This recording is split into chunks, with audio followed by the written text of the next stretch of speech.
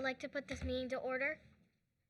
Good evening, everybody. We have with us Commissioner of the Day today, Miss Layla Lloyd. She's going to be helping to assist with the meeting tonight. So would you like to begin? Mr. Timpton, can we please have the invocation?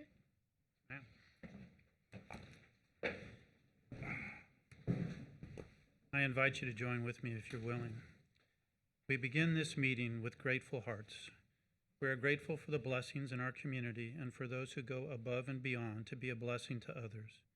We're grateful for the volunteers throughout this county who make a difference every day in the lives of people they momentarily encounter but leave with a lifetime of positive impacts. We are blessed by their good work. And so it is with gratitude that we begin this meeting, knowing that it takes the best that is in each of us to achieve the best this community deserves. Guide our thoughts, our words, and our actions as we undertake the public's business this evening. Amen. Amen. Amen.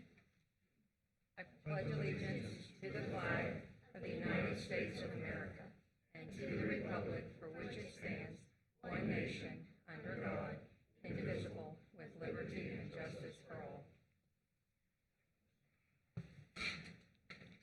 Okay, at this time, if I could just please remind everybody to turn your phones on silent.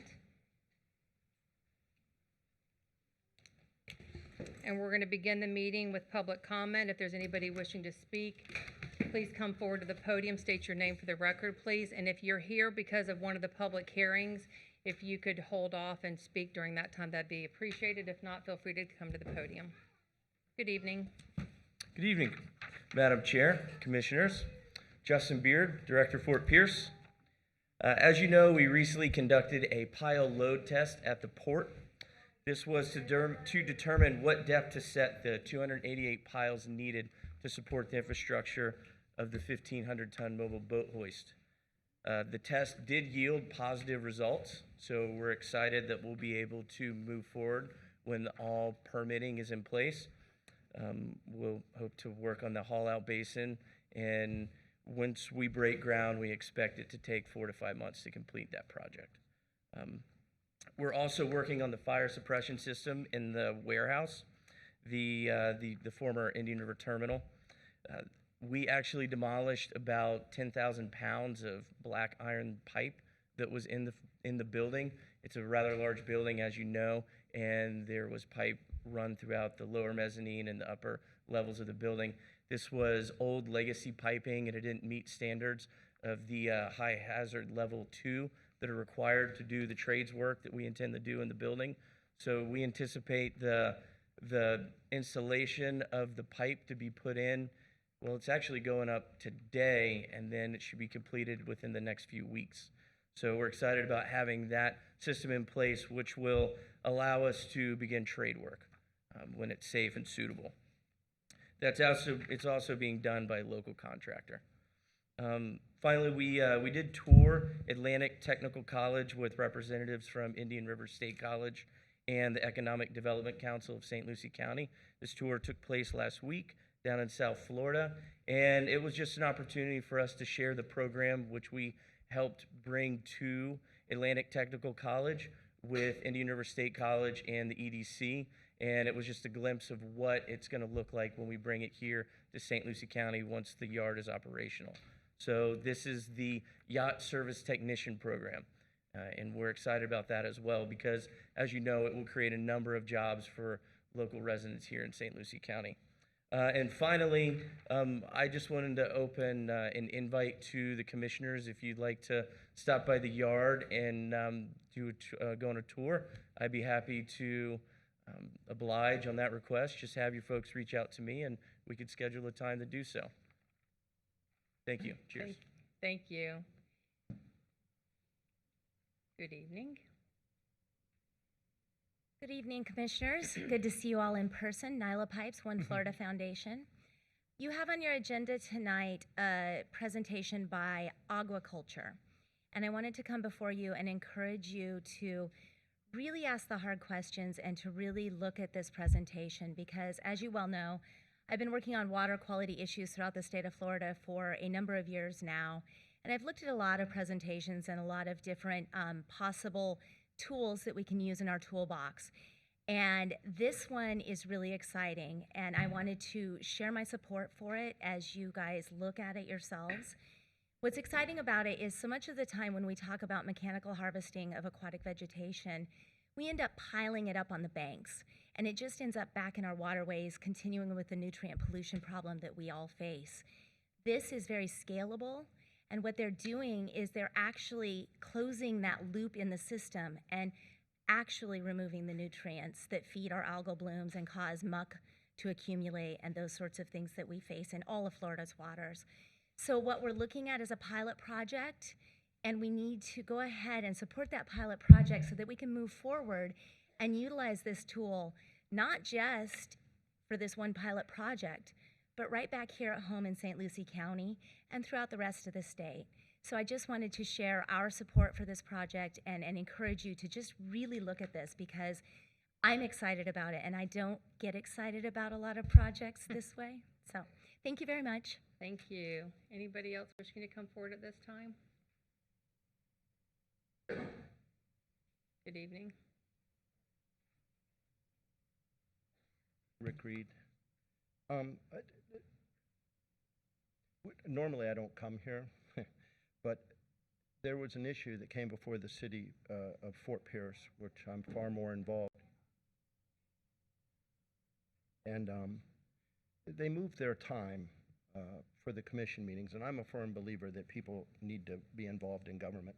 And I've raised an issue with several of y'all, 3 of y'all, matter of fact. I've had a direct conversation with you regarding an employee that works for the county. And I believe everybody has a right, especially a right to free speech. But we have a county employee, and it's Commissioner Jeremiah Johnson.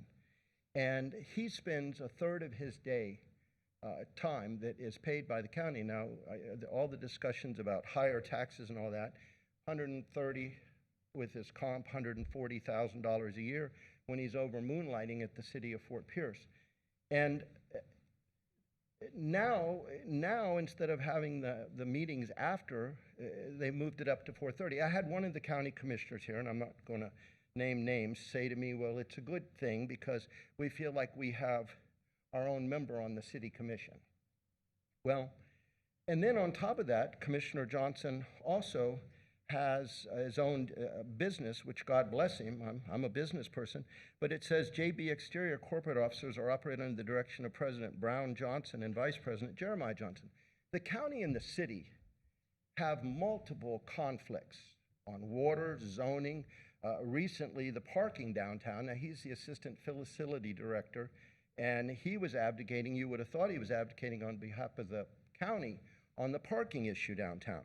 And Commissioner Johnson is great about quoting scripture, and Matthew 6:24 says a man can't serve 2 masters.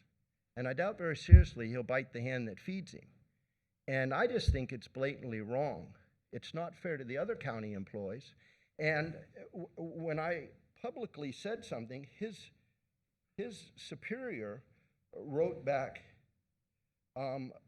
you do not represent me. You do not represent anyone who loves the city. You deserve a trip to the woodshed. Stand up and make a difference. Provide solutions. Anyone, literally anyone, can list problems. If you're not working for solutions, running for office, or taking a job in government service, then you're a whiner.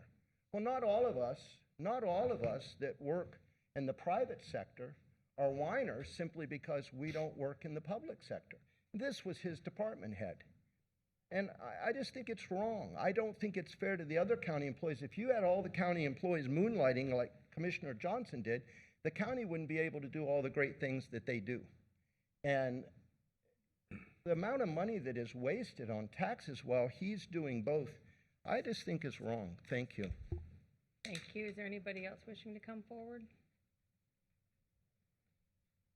Good evening. Good evening. My name is Henry Duhart, resident of Fort Pierce, Florida. I'm here to speak tonight about flooding, water quality grants, and COVID-19. With the heavy downpour that we experienced over the last week, I've received dozens of calls from local concerned citizens wanting to know what can be done about the flooding throughout the community. The problems are particularly bad in older neighborhoods, and I believe the county commissioners must continue to expand its efforts to fix old, outdated infrastructures, such as the roads and drainage, and to invest more in flood control and stormwater protection. I want to commend Commissioner Sadowski for spearheading the Savannah's Road Sand Mine Restoration Project, and I also want to commend the county's Environmental Land Management Department for securing substantial funding, grant funding for the Becker Preserve Restoration Project. These two projects are a great example of innovative solutions that secured and leverage outside grants and ultimately improve the local drainage and water quality and flood control. Having grown up here my entire life in St. Lucie County, I know that flooding and water quality have always been a pressing issue in our community. In which severe weather events now becoming a norm, it's clear that it is much more than the needs to be done to prepare for St. Lucie County for our future. In addition to the heavy rains and changing climates, the COVID-19 pandemic continues to devastate local families and small businesses. Fortunately, Congress passed the CARES Act to help, and the county needs to continue to earmark these substantial federal grants to those most affected by the pandemic. But the county must also aggressively seek out grants and resources to help the community recover from the worst health crisis and economic recession in this generation. We need to cast our net out further and wider and push forward for innovation, technology, and investments in infrastructure, drainage, and water quality projects such as the ones I've mentioned. Most importantly, we need to position the county to take advantage of these tens of millions of dollars and to help local families, businesses, and to make St. Lucie County safer, cleaner, and more prosperous. To that end, I stand here today as a strong supporter of expanding our grants department so the county can fully capture these grants and expedite our much-needed recovery programs. I am excited for the future, but there is much more work ahead to rebuild the old neighborhoods and fix and restore local waterways and to build communities that are resilient to climate change. And to recover from the worst health and economic recession in this generation, we must listen to the experts, and we must do what is important to restore our oxbows, to restore our rivers, and to restore the natural way that we had before, where the water naturally filtered out a lot of the pesticides and things that we're having issues with. So thank you to the Economic Development Department. Thank you to Commissioner Sadowski and all those who participate in those kinds of projects. Investing in our natural infrastructure is actually the solution to fixing drainage in our community, and continue to do what you're doing, and I hope we can also emphasize that in the future. Thank you. Thank you. Anybody else? Good evening.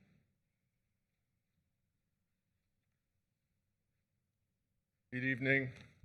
Good evening, Chairman Townsend, sit-in Chairman Lloyd, commissioners. My name is Glenn Collins.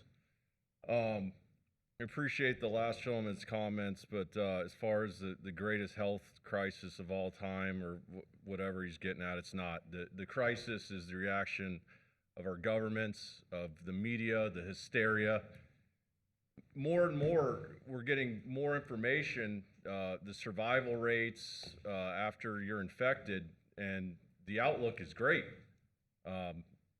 You have a very good chance for survival. In fact, if you're 0 to 19 years of age, you have an 11 times more likely chance of getting struck by lightning in your entire life, but yet we're forcing kids to wear masks in school. We're scaring kids. I mean, look at all these people in the room in here. Most of them are wearing masks. People are doubling down on the whole mask thing, and more information is coming out. We weren't wearing masks. Fauci was telling us to wear masks, or told us not to wear masks early on, and then months later tells us to wear masks. It makes no sense whatsoever. Anybody that takes their mask off in here to speak is going against their own logic, because we're in air conditioning, everything's circling around. There's microparticles that supposedly are putting this virus, spreading this virus around. So, think about it. Use your own logic. Why would you take your mask off? I watched the final budget hearing on YouTube, and Administrator Tipton, he took his mask off for part of the meeting, and then he had it on for other parts while he was speaking. I mean, it makes no sense if we're going to follow your logic. And you're sure to remind everybody on every month on YouTube, and the mandate's still in effect. And I've heard plenty of these commissioners up here, some wearing their masks, some not, with the exception of one who did not support the mask order, that they're around town, they don't wear their masks, they don't follow their own orders. This is ridiculous. I mean, there's a lot of scared people, I get it, but it should have been the direction of this board to calm people's nerves and to tell them that this isn't so bad. But instead, what did you do? You wanted to take away their rights. You should be protecting our rights. You know, at first it was a misdemeanor crime, and thank God we have a law enforcement here that didn't enforce this stuff and give you your ways, the ones that put this in order, like they did in, you know, Miami-Dade and stuff, and they're acting like tyrants down there. Thank you. Thank you. Is there anybody else? Seeing none, we're going to close the public comment, and we are going to come back to the board. Is there any changes or anything for the minutes? Madam Chair, move approval of the minutes from September 1st, September 8th, and September 10th. Thank you. Second. Okay, so Madam Secretary is Commissioner Zadowski with Commissioner Hutchinson with the second. Madam Secretary, please call the roll. Commissioner Bartz? Yes, ma'am. Commissioner Mitchell? Yes, ma'am. Commissioner Hutchinson? Yes, ma'am. Commissioner ma'am. Zadowski? Yes, ma'am. Chair Townsend? Yes, ma'am. Thank you. We'll move on to proclamations. Madam Secretary, would you please start us off with the manufacturing month, please? A resolution proclaiming October 2, 2020 as Manufacturing Day and the month of October 2020 as Manufacturing Month in St. Lucie County, Florida. Whereas, the Board of County Commissioners of St. Lucie County, Florida has made the following determinations. October 2nd, 2020 was Manufacturing Day, the kickoff of Manufacturing Month, to inspire the next generation of manufacturers and educate the public at large on the importance of the role manufacturers play in our daily lives and the growing skills shortage despite the high volume of job openings in the sector. The Treasure Coast Manufacturers Association, the Economic Development Council of St. Lucie County, among other entities, have established the Ready to Work boot camps with our educators at St. Lucie Public Schools to increase awareness of these career opportunities and to support school programs that provide the educational pathways to obtain them.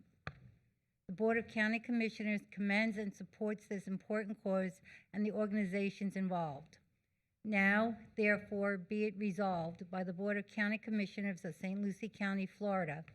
This board does hereby proclaim October 2nd, 2020 as Manufacturing Awareness Day and the month of October 2020 as Manufacturing Awareness Month in St. Lucie County, Florida.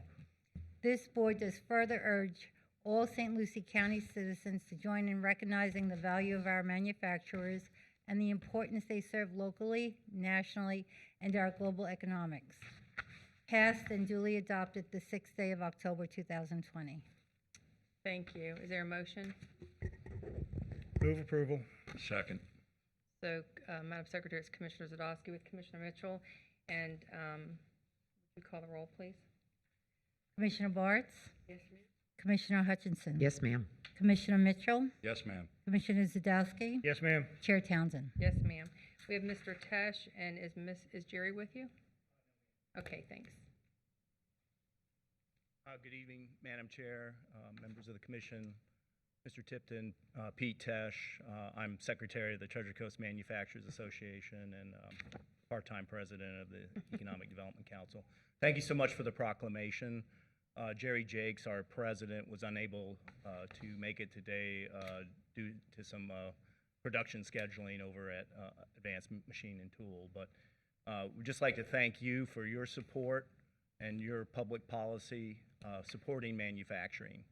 And with the fact that we have a 7.3% unemployment and very uncertain economic times, it's so reinforcing and such a robust situation to have manufacturing lead the way for employment. While only 4% of our workforce is employed in manufacturing, it makes up a very high sustainable wage for our residents, for the men and women that work in this honorable profession. Average earnings per worker in St. Lucie County is about $39,000. The average manufacturing wage is $50,000. So great jobs, well-paying jobs for our residents. Very briefly, TCMA is about helping companies grow and expand in the Treasure Coast. Also working on talent and training development. How do we expand the workforce? And 3 is advocating for the industry, both on a legislative and congressional level, both federal and state. So one thing that is very notable is that the Port St. Lucie MSA, Metropolitan Statistical Area, had the second highest annual employment growth in manufacturing, 4%. So over 1,000 jobs were created in the last quarter in manufacturing here in St. Lucie County. Obviously, those are rehires because of the coronavirus pandemic, but it just shows you the robustness of this industry sector. The County Commission and staff can be proud of what you do for manufacturing because of your policies of growth and expansion. Many of our major companies, Maverick Boat Group, Pursuit, Radical Cosmetics, Ross Mixers, and many others, including Advanced Machine and Tool, they have expanded, and you've done an exemplary job of making sure that the men and women in that industry sector are taken care of, and this is an industry that's diversified our economy. So on behalf of TCMA, thank you for the proclamation, and Commissioner Layla, great job. You got a bright future ahead. Thank you, ma'am. Thank you. You are right. This board has been forward-thinking with all of that, so we've done great things. Does any other commissioner have a comment? If not, we'll present. If I may, real quick, in the proclamation, it talked about the industry in manufacturing needing employees. And as part of that, between the Economic Development Council and the Manufacturers Association, Career Resource Research Coast is the target in which to point to if anybody's looking for a job. They're in transition right now, maybe in the hospitality business, et cetera. And could they contact the EDC as well for? Absolutely. We're happy to work with our partners at Career Source Research Coast on the pre-apprenticeship, the apprenticeship program, also the dislocated worker program, and St. Lucie County Commissioner has just launched the workforce training grants. So both dislocated workers and companies, doesn't matter if it's in manufacturing, if they're seeking to re-employ workers, St. Lucie County does have workforce training grants that can be issued to future employee and employer alike. So really appreciate that additional comments, sir. Yeah, thank you. Thank you, Madam Chair. Thank you.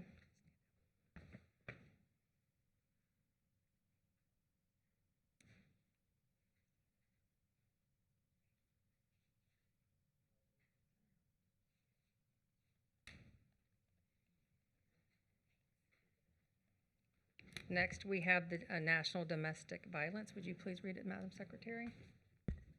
A resolution proclaiming the month of October 2020 as National Domestic Violence Awareness Month in St. Lucie County, Florida. Whereas the Board of County Commissioners of St. Lucie County, Florida has made the following determinations. Domestic violence transcends all ethnic, racial, and socioeconomic boundaries. Its perpetrators abuse their victims both physically and mentally, and the effects of their attacks are far-reaching, weakening the very core of our county. Domestic violence is particularly devastating because it so often occurs in the privacy of the home, which is meant to be a place of shelter and security. During the month of October, Americans should contemplate the scars that domestic violence leaves on our society and what each of us can do to prevent it. Because domestic violence usually takes place in private, many Americans may not realize how widespread it is. Each year in the United States, approximately 10 million women and men are physically abused by their intimate partners. Many of these victims experience repeated abuse over the course of a year. As unsettling as these statistics are, it is also disturbing to realize that the children of domestic violence victims frequently witness these attacks, thus becoming victims themselves. Our prosecutors, law enforcement officers, and victim advocates have worked together with Safe Space to reduce domestic violence in our county and to assist victims and their families. Through education, awareness, and enforcement, we are striving to prevent domestic violence and sexual assault. Public action awareness will create a society that promotes strong values, fosters a safe and loving home environment for every family, and refuses to tolerate domestic violence in any form. Now, therefore, be it resolved by the Board of County Commissioners of St. Lucie County, Florida, that this board does hereby proclaim the month of October 2020 as National Domestic Violence Awareness Month in St. Lucie County, Florida. This board urges all citizens to actively participate in the scheduled activities and programs sponsored by Safe Space, Inc. to work toward the elimination of personal and institutional violence against women. Passed and duly adopted the 6th day of October 2020. Thank you. Is there a motion? Move approval. Second. Okay, so it's Commissioner Zadowski, Commissioner Hutchinson, second. Madam Secretary, call the roll, please. Commissioner Bartz? Yes, ma'am. Commissioner Mitchell? Yes, ma'am. Commissioner Hutchinson? Yes, ma'am. Commissioner Zadowski? Yes, ma'am. Chair Townsend? Yes, ma'am, thank you. And we have some people on behalf of Safe Space here to speak with us this evening. Good evening. Good evening. Good evening, commissioners, county residents, and guests. My name is Dr. Teresa Albizu, and I am honored to serve as the new Chief Executive Officer at Safe Space. On behalf of the Board of Directors, and most importantly, the victims and children whose lives we save and change every single day, I would like to extend our sincere thanks to St. Lucie County for recognizing October as Domestic Violence Awareness Month. After having completed my first 4 months in this position, I began to contemplate what the overall impact that domestic violence has on our society and how we should address this historically taboo subject. In addition to the obvious humanistic and psychological impact on the victims, there is also an enormous economic impact on society from domestic violence. 1/4 of employed women in the United States report that domestic violence has impacted their work performance. This is no surprise when we consider that 1 in 3 women and 1 in 4 men have been victims of domestic violence in their lifetime. According to the Journal of Occupational Psychology, approximately 8 million days of paid work are lost due to domestic violence incidents. It is estimated that the combination of higher medical costs and lost productivity equate to over $8 billion in annual costs in this country. $8 billion. We must recognize that a domestic violence pandemic has existed long before the COVID-19 outbreak. This public health issue has only exacerbated the incidence of intimate partner violence. We should not and cannot remain silent about how members of our communities are being impacted by these heinous acts. During fiscal year 1920, Safe Space provided services to 369 residents in St. Lucie County, consisting of 267 women, 7 men, and 95 children. These individuals received a total of 2,743 outreach program services from our domestic violence advocates, and we answered 309 hotline calls from this community. I believe that we would all agree that violence is wrong and must be prosecuted accordingly. Not only are the direct victims impacted, but also family members, taxpayers, the economy, and the smallest and most vulnerable are children. Domestic violence is a learned behavior, and it has a multi-generational transmission process. And I mention this because recently we welcome a survivor and her children into our shelter who had over 15 years ago come to our shelter as a child with her own mother. We must stop this revolving door. Domestic violence is a serious national, societal, and economic issue that everyone has a role in eradicating. Often witnesses are afraid to speak up or get involved. I therefore ask that each one of us here do our best to talk about this serious issue, to encourage those in need to reach out to Safe Space, to seek the support they need to transition to an independent life free of violence. It is our moral duty to do so. Thank you for your support and for your proclamation. Thank you. And would you like to leave the phone number, contact phone number? Yes, 772-288, I'm sorry. 288, go ahead. 772-288-7023 is our hotline number. Okay, thank you. Would you like to come forward and get the proclamation? Thank you.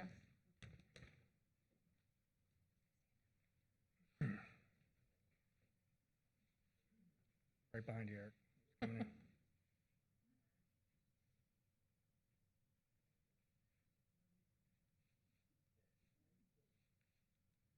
Smile with your eyes. Thank you. When do we get the shoes back? Okay. Are you still doing the red shoes? In February. Okay, because Mr. Mitchell and Mr. Zadowski are looking forward to them again this year. And I think Mr. Tipton and Mr. McIntyre will be doing it too.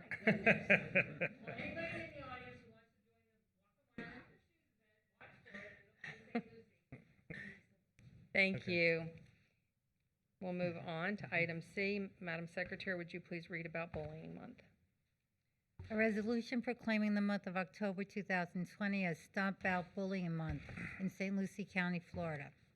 Whereas the Board of County Commissioners of St. Lucie County, Florida has made the following determinations.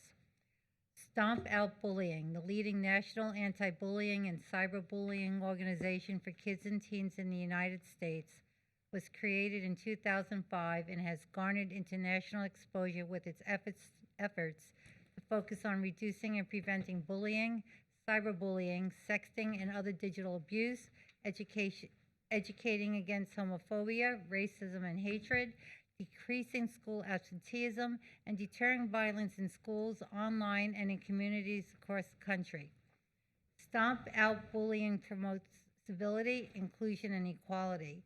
It teaches effective solutions on how to respond to all forms of bullying, as well as educating kids and teens in school and online. It provides help for those in need and at risk of suicide, and raises awareness through peer mentoring programs in schools, public service announcements by noted celebrities, and social media campaigns. Stomp Out Bullying Word Day of Bullying Prevention is held the first Monday of October annually, and participants are encouraged to make a statement across the globe that bullying and cyberbullying will no longer be accepted in our schools, our playgrounds, in our communities, or online. Adults must empower the victims and help change the behavior of the bullies. Schools must react swiftly and redirect negative behaviors into positive and productive solutions. Bystanders who witness the assaults, harassments, and threats must not remain silent. They must stand up for victims. Parents must teach their kids and teens kindness, compassion, and respect, and schools must do the same. Our kids and teens need to know they are valued and protected.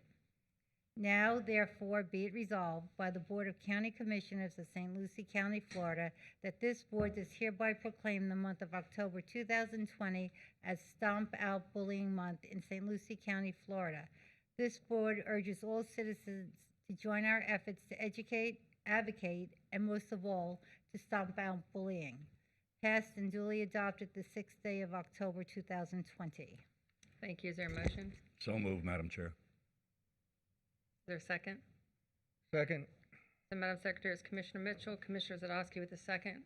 Please call the roll. Commissioner Bartz? Yes, ma'am. Commissioner Hutchinson? Yes, ma'am. Commissioner Zadowski? Yes, ma'am. Commissioner Mitchell? Yes, ma'am. Chair Townsend? Yes, ma'am. Thank you.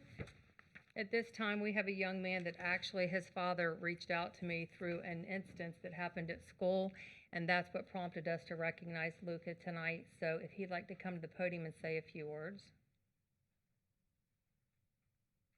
Good evening. Good evening. My name is Bruno Moore. I'm Luca's dad. I got in touch with Commissioner Townsend back in December after Luca wrote the following letter to Santa Claus.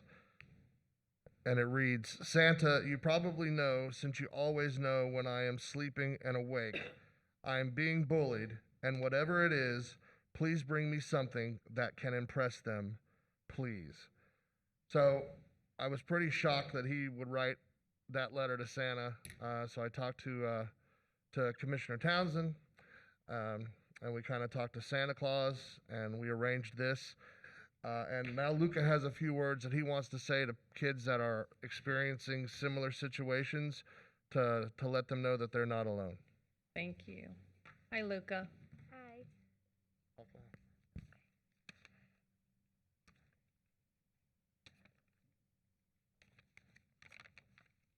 My name is Luca, and I'm so excited to be here. I was bullied well as long as I can remember, really, and all my teachers would never do anything because I would stand up for myself. I was so mad and sad. I think the deputies at school should actively roam the playground at recess and check for kids being bullied. I'm not the only kid that is getting bullied. There are thousands of kids like me, maybe millions. I think that deputies at schools that will actively roam the playground would really change bullying. And to all the kids who are getting bullied, you're not alone. Good job. Thank you. Good job, Luca.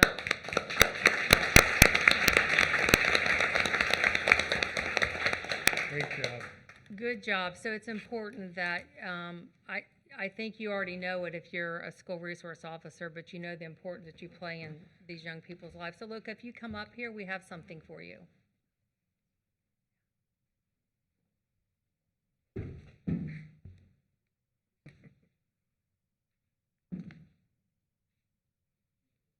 Luca, look at the.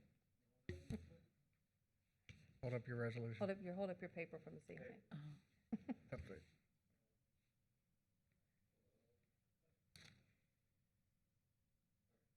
Good job. Good job, Luca.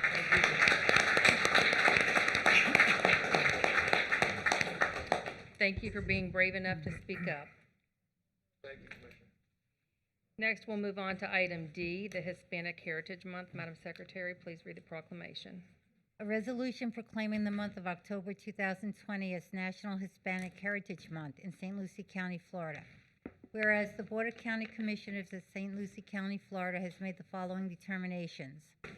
Hispanic Heritage Month recognizes and celebrates the contributions Americans tracing their roots to Spain, Mexico, Central America, South America, and the Spanish-speaking nations of the Caribbean have made to American society and culture.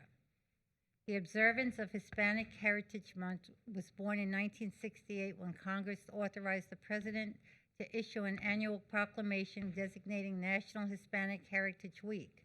Just 2 decades later, lawmakers expanded it to a month-long celebration stretching from September 15th to October 15th. The timing is key. Hispanic Heritage Month, like its shorter precursor, always starts on September 15th, a historically significant day that marks the anniversary of independence of 5 Latin American countries, Costa Rica, El Salvador, Guatemala, Honduras, and Nicaragua. The designated period is also a nod to those from Mexico and Chile, which celebrate their independence on September 16th and September 18th, respectively.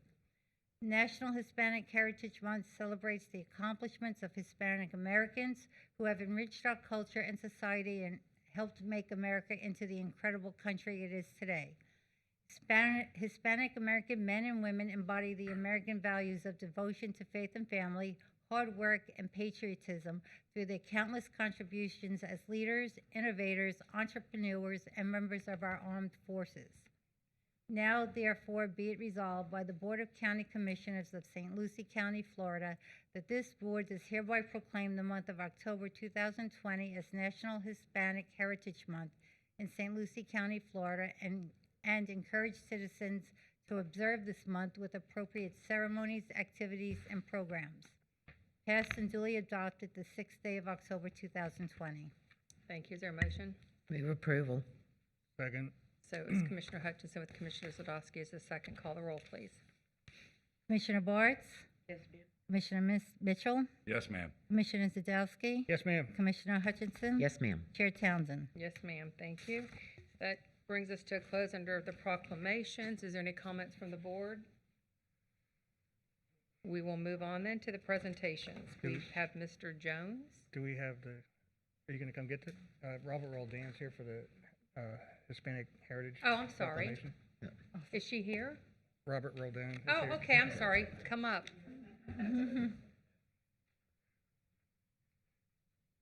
I didn't see you back there. Hi, guys. Thanks for coming. Thank you for being here. Good evening, Madam Chair, County Commissioners. My name is Robert Roldan. I'm the president of the Puerto Rican Association for Hispanic Affairs. I'm also the executive director for the San Juan Festival, Salsa Music at its Best, celebrating our 17th year in St. Lucie County. On behalf of the Florida Hispanic Chamber of Commerce, we thank the St. Lucie County Commissioners for the recognition of the Hispanic Heritage Month with this proclamation. The Florida Hispanic Chamber has been working hard to make our economy stronger by uniting communities and businesses in the state of Florida. We look forward to continue working together to advocate for the benefit of small businesses and our community. Thank you. Thank you. You have something? Hello, my name is Jacqueline Burke. I'm the Vice President of the Puerto Rican Association for Hispanic Affairs and also the co-producer of the San Juan Festival. The theme for this year's Hispanic Heritage Month is Be Proud of the Past and Embrace the Future. We celebrate the Hispanic contributions and achievements during September 15th and October 15th. The Latino story is the American story. Latinos continue to drive small business growth. And as we know, small business is the engine that drives the U.S. economy. Hispanics account for $2.3 trillion in economic activity in the United States. We are projected to account for nearly a quarter of the total GDP growth in 2020. Latinos owned 1.8 million businesses in the United States. A 2019 report finds that if the United States Latino GDP were its own country, it would rank as the 8th largest in the world. We are 18% of the population in the United States and 26% of the population in Florida. That's 5,663,000 in this state.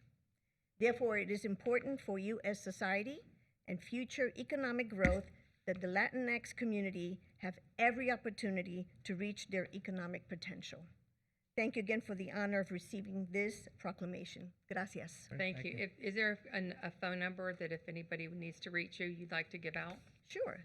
772-216-0285. Thank you. Thank And we you. do have a proclamation. I apologize, I didn't see y'all. That's okay. You want to come up and receive it? Thank you for being here.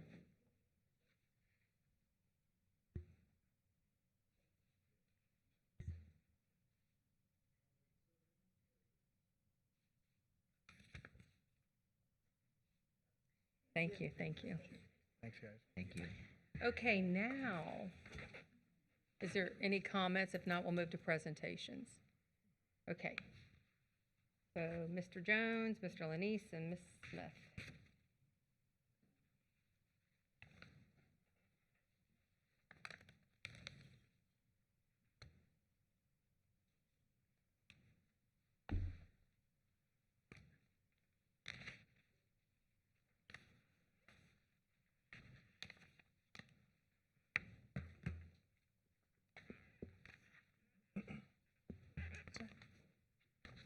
Good evening.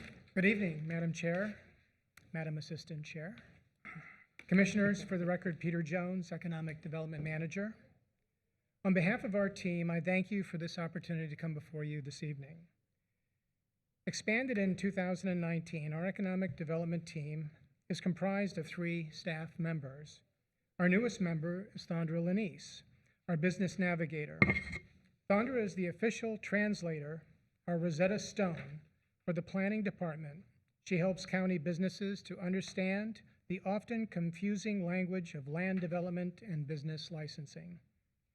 Interestingly, Thondra started her professional life as an AM radio news reporter and technical writer for the audio company Bose. Not surprisingly, she brings that same communication skill to her work with our economic development team. And she can be heard sometimes giving the weather and time in her office. Our economic development coordinator, Sarah Smith, manages the multifaceted county economic incentive program. She is also embedded within the St. Lucie County Economic Development Council, where she acts as an advocate for small businesses. But what you might not know is that Sarah is an author and a small children's group leader at her church. Her creativity and passion for serving others, both in the community and at work, empower her to make a positive difference in the economic growth of St. Lucie County residents and small business owners. As the Economic Development Manager, I work with Sarah and Thondra to contribute to the growth and development of the county, as well as with Stan Payne, our Airport and Seaport Executive Director, to further advance the development of the Port of Fort Pierce and the Treasure Coast International Airport. Of course, the three of us don't get the work of economic development done alone. We work in concert with many of our county colleagues, local, state, and federal agencies, consultants, legislative affairs, various organizations, businesses at large and small, and of course, you, the commissioners. Together, we have achieved some remarkable goals, and to that end, we've collaborated with our County Public Information Officer, Eric Gill, and the Communication Division to put together a video to better tell our story. Following the video, Thondra and Sarah will wrap up our presentation. Thank you. Thank you. We've had great partnerships. It's a great pool for professional people because we're seeing a lot of the professional people move in here because the cost of living is very reasonable. We're seeing that some of the truck drivers and the shop workers, it's a good place for them because it's affordable living. Land has been abundant. St. Lucie County, it's great geographically because we're able to go, we go to Jacksonville, we go to Tampa, and we go to Miami, and we go to Fort Myers. We're pretty much statewide, and it's a nice location to go in all directions. The heart of St. Lucie County's economic development effort is quality job creation. Helping businesses get through the land development process and open is essential to job creation. To tackle that, St. Lucie County created the Business Navigator position in November of 2015. And in the last 5 years, business tax receipts were open for more than 1,300 businesses in the unincorporated area of St. Lucie County, and more than 5,500 businesses countywide. CareerSource Research Co. shows employment in St. Lucie County grew by 18,395 jobs in that period from November 2015 to February 2020. And from January 2016 to January 2020, the county's average wage, as reported by Enterprise Florida, increased 13.46% from $34,712 to $39,385 per year. While many jobs come from incentive fund receipts like City Electric Supply, Pursuit, and Maverick, small locally owned businesses like Wallaby's Fabrication and Expert Shutters also played a substantial role. Well, the agreement to prioritize our industry, we're a targeted industry for St. Lucie County, I think was the first decision that the county management made that I think was very, very wise because boat building is key here. This is where boats should be built. It's a great place for that. So that and the fact that we could have direct access to a fast track approval process lets us get this project going and put people to work and spend money in the county. St. Lucie County is also working to create a diverse economic identity built around unique niches. The marine, aquaculture, and aviation industries are helping to round out traditional employers in agriculture and hospitality. Big-name producers like Maverick are leading the county's blue economy. Pursuit Boats is also growing while retaining its legacy workforce, with multiple generations of county residents taking pride in producing premier Pursuit sport fishing boats. Other smaller businesses are carving out a place in the custom marine and support industries. Aquaculture is a burgeoning industry in St. Lucie County, with Aquaco developing new markets and setting industry standards. We'd spent 10 months in a site selection, and that was everything from Martin all the way up to Brevard and then some. And this was a preferred industry here in St. Lucie County, and that just allowed us to come in, and they've been nothing but treating us like a wonderful business partner along the way, and making sure that we got our ag exemptions and property appraisers, and there's about 10 hands in helping us get where we were, but this county did a great job to help us get there. Creative solutions to land development changes from infrastructure to upfront cost are at the heart of turning undeveloped properties into productive businesses. Addressing problems up front through the Pre-Application and Development Review Committee is the key to quick approvals. Planning tools such as the Waivers, Deferrals, and Alternatives Ordinance has also helped get Dirty Deeds Cleaning Service, Marikai Salon, Aerex Industries, Natalie's Orchid Island Juice, and others through the planning and permitting process and ready to work. Well, we've been here right now 22 years, so we were an old tenant, and we were renting a building down the street, which was loss of productivity, traveling back and forth. We decided we better add on because we were extremely busy. And that's when we started talking to the county. Yeah, we had Peter Jones. Peter was a great help. He wrote us through the whole thing. You can't be everything to everyone, but working with our partners including CareerSource, the Economic Development Council, Chamber of Commerce, Indian River State College, and St. Lucie Public Schools provided needed resources from workforce development to entrepreneur training. Through our partnerships, 45 St. Lucie County Public School students participated in the Ready to Work Manufacturing Boot Camp in its first 2 years, signing with leading St. Lucie County employers.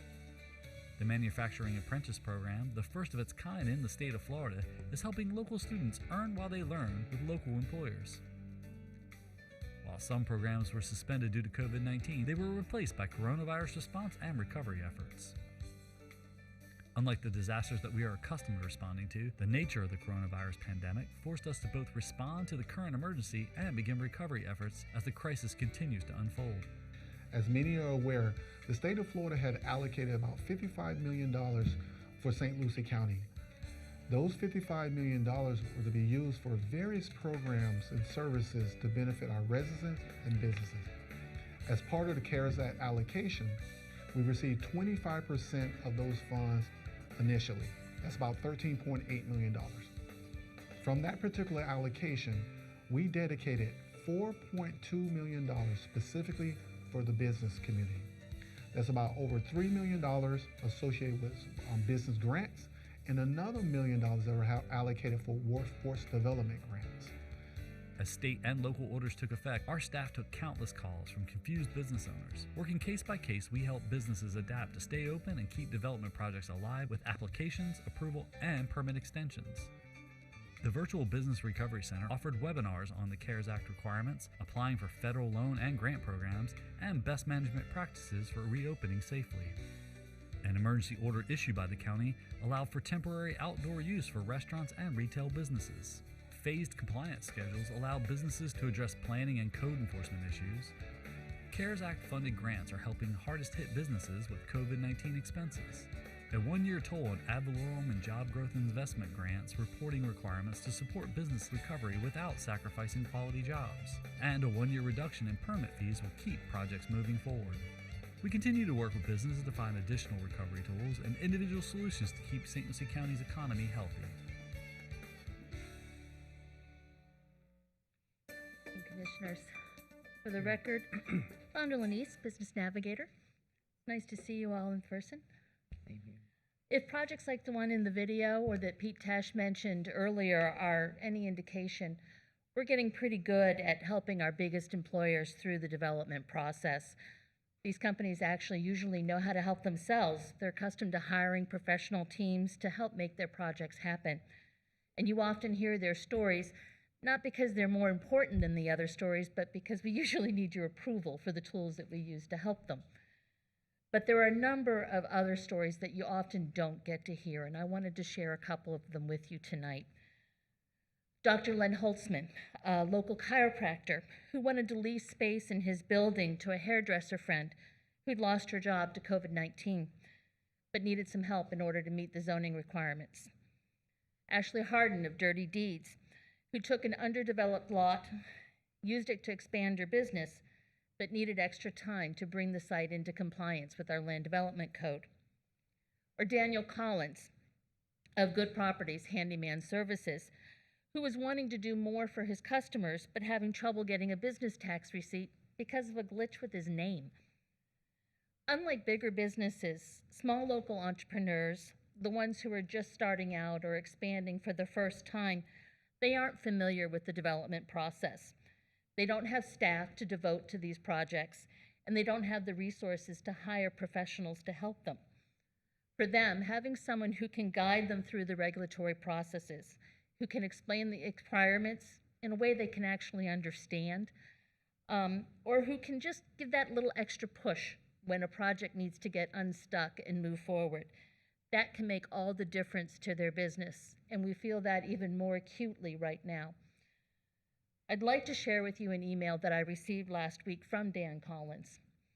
As I said, Dan's problem was not terribly difficult, but it was stopping him from growing. He wrote after we solved the problem, "That was awesome. I had an idea what the problem was, but I wasn't able to find the information. You answered all the aspects of the issue. Like so many locally owned small businesses, Dan wanted to do the right thing. He just didn't know how. He's one example of how your economic development team is working to connect businesses of all sizes and at every stage of their growth with the right resources to help them grow and to thrive. In short, how we're helping them to be awesome. Sarah?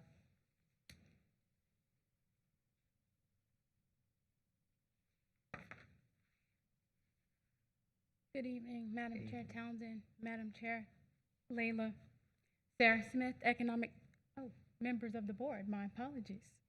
Sarah Smith, Economic Development Coordinator for the record. Let me start by saying it's a privilege to work with a commission whose obligation to the citizens of St. Lucie County is first priority. I too believe in serving with a spirit of excellence and concern for the welfare and well-being of our community. I work hard to live out our mission, to deliver superior service that will enhance the lives of our citizens. But above that, it is my calling to serve our community, and I'm truly grateful for my role as an agent for the residents of St. Lucie County. However, I recognize that without your support and the partnerships we have been able to build with the Economic Development Council, Virtual Business Recovery Center and 8th Avenue Studios, Career Source, Chamber of Commerce, Small Business Development Center, WeVenture, Treasure Coast Manufacturers Association, Indian River State College, the City of Fort Pierce and Port St. Lucie, and others, the huge strides we have made would not be possible. More than ever, the team recognizes its role in the health of St. Lucie County's economy and do not take lightly our responsibility to help businesses through the regulatory processes, provide rapid response in times of crisis, continue to invest in quality job creation, and nurture local entrepreneurship to ensure that St. Lucie County communities thrive and grow. As a member of this team, I will continue to join forces with our local organizations to create programs and opportunities that help people achieve their goals and give them clear paths to live out their dreams of business success.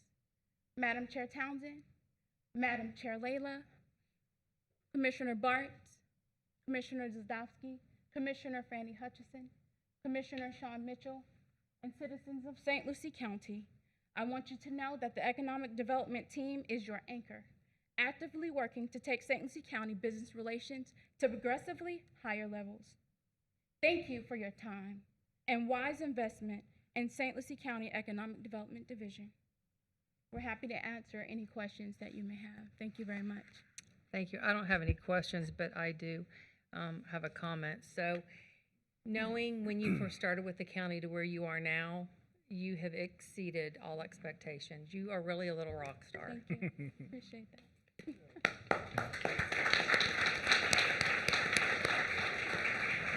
So that was a good move and a wise decision on Ms. Olson's part to advance you up, and as well as welcoming Thondra as a part of it. And Peter, you know, you have your little awesome team going on. So I know that we still have things that we're working through, but this clearly has been a vision and a mission that we've all had as a board. So this is a wonderful presentation, and as you know, like Thondra said, you know, our little mom and pops are the ones that struggle the most because they don't have the funds. And so that's what this was clearly designed for, because Peter, we already know where you are with the bigger developments and stuff. So to have this as a part of the team and to see the vision and all of you collaboratively working together the way you do, I'm really, really excited and thrilled for where we're going with this. So I just want to say thank you. Is there any other comments from the board? You said it well. Yeah, you did. Thank you, but good job. Great presentation. Okay, we will move on to our next presentation by Agriculture.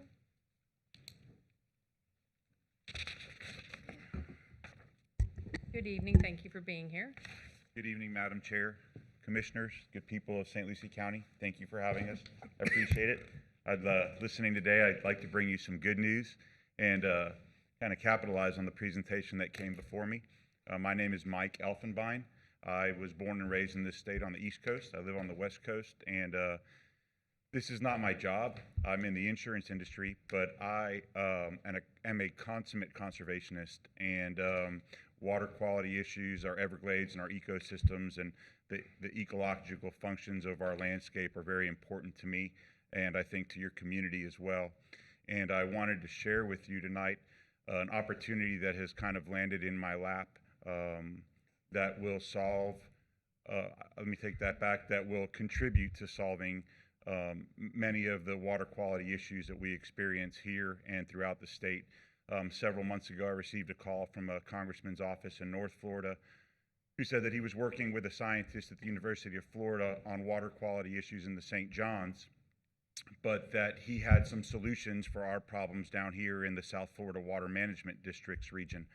And he connected me with this gentleman here, Nick Sabot, who is the owner of Agriculture, and suggested that I help to advocate for what he had proposed, because nobody's listened to him for a period of about 11 years. So here I am standing before you after having spoken with all of our state agencies, DEP, FWC, the Water Management District, the Army Corps of Engineers, Department of Agriculture and Consumer Services, and having had their staff scrutinize this project before we even took it off the ground.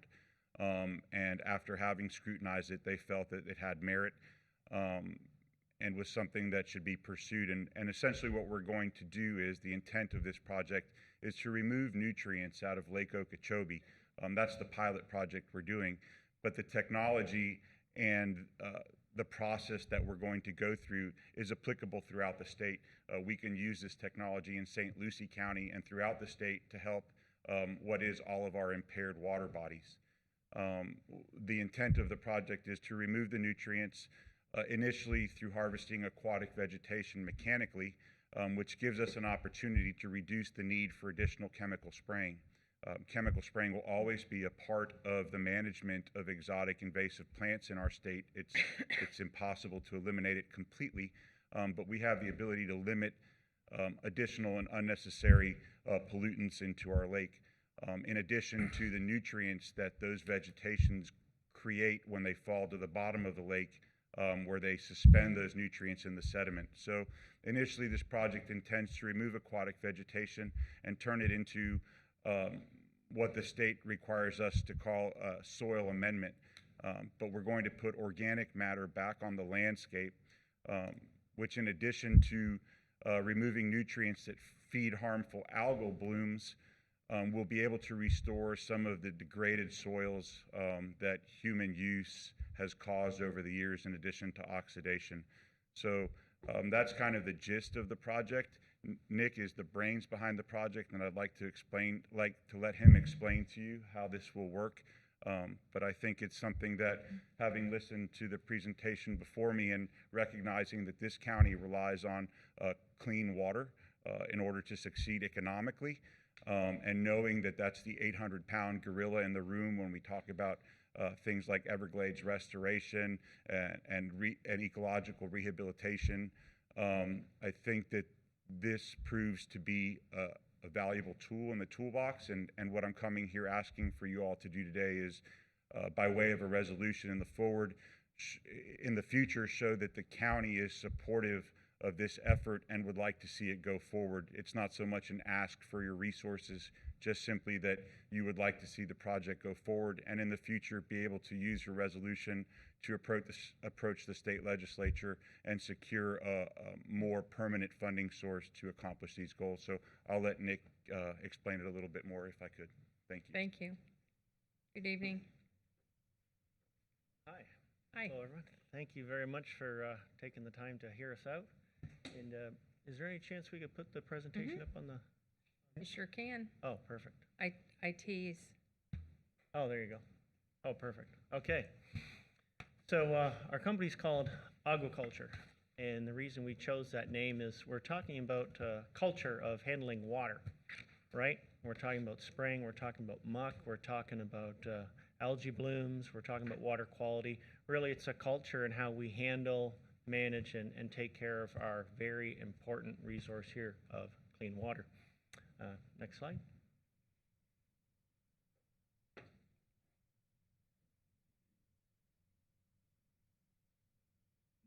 There you go.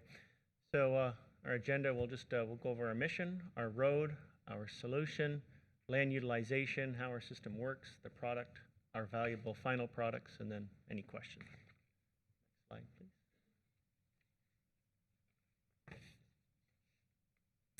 Okay, so we are committed to becoming a watershed to agriculture and restoring it to its rightful place in the economy. This is substantiated through our ability to envision the big picture and pinpoint the inefficiencies within our industry and provide solutions which ultimately contributes to our mandate, commitment, and success. So I'm a farm boy, just to give you guys a heads up. Next slide. So some history. I grew up on a farm in Ontario, Canada, and started wandering down in the United States back in the 90s and realized I needed to become an American. Everything down here is just a little bit bigger, a little bit faster, a little bit of the wild, wild west, and it was, you can quickly fall in love with the United States once you cross that border. Just to give you a background, that picture, I bought a few U.S. military trucks back in the late 90s and used them to haul unconsolidated sludge from some of the largest farms in Canada. It was our first invention. We were able to load a 6,000-gallon tank in about 2 minutes, which was unheard of with liquids. It's a consistency of syrup and made us very efficient. And then we brought that mindset down to some of the largest farms here in the United States, including Tyson Foods, Smithfields, Cargill, and worked with the largest farms here in the United States, which has been really exciting. Next slide. So, history of algae and aquatic weeds. So, just to back up, my mom had quite a few world encyclopedias, and in there, back in the 70s, NASA was already cleaning water using water hyacinths. In fact, they did 193 research articles showing how they could clean water. And they were so excited they wanted to take some of these plants into space to clean water at the future space station, which was kind of cool. That was in the World Book Encyclopedia. San Diego County actually used water hyacinths to clean all of their effluent, sewage effluent from the city. It was successful for quite a few years, and I managed to have a conversation with the former superintendent of the sewage treatment facility, and he said, oh, it worked great. We had clean water. We hit drinking water standards back in the 80s. And what happened was it grew so fast and it was so cumbersome, they had a football field size of water hyacinths that started to smell, and no one knew what to do with all those water hyacinths, so they shut it down and went back to a very expensive concrete sewage treatment facility that cost the city a few $1 billion. And then now there's research there with RIT, Rochester Institute of Technology. They're using algae, different forms of algae to clean sewage water now very successfully. Go ahead, next slide. So what happened next? Mechanical harvesting of algae, but more specifically water hyacinths, was cumbersome and inefficient. Secondly, no one at the time knew what to do with it. Most often, the plant material was left on the side of the bank, resulting in point source pollution. So when you look at a lot of harvesters throughout the state, they harvest the weeds, bring them to shore, and as Nyla pointed out earlier, those weeds will deteriorate and they run down the bank. Okay, nitrogen goes up in the air, it goes down in the water, phosphorus just slowly erodes back into the water, so it perpetuates the cycle.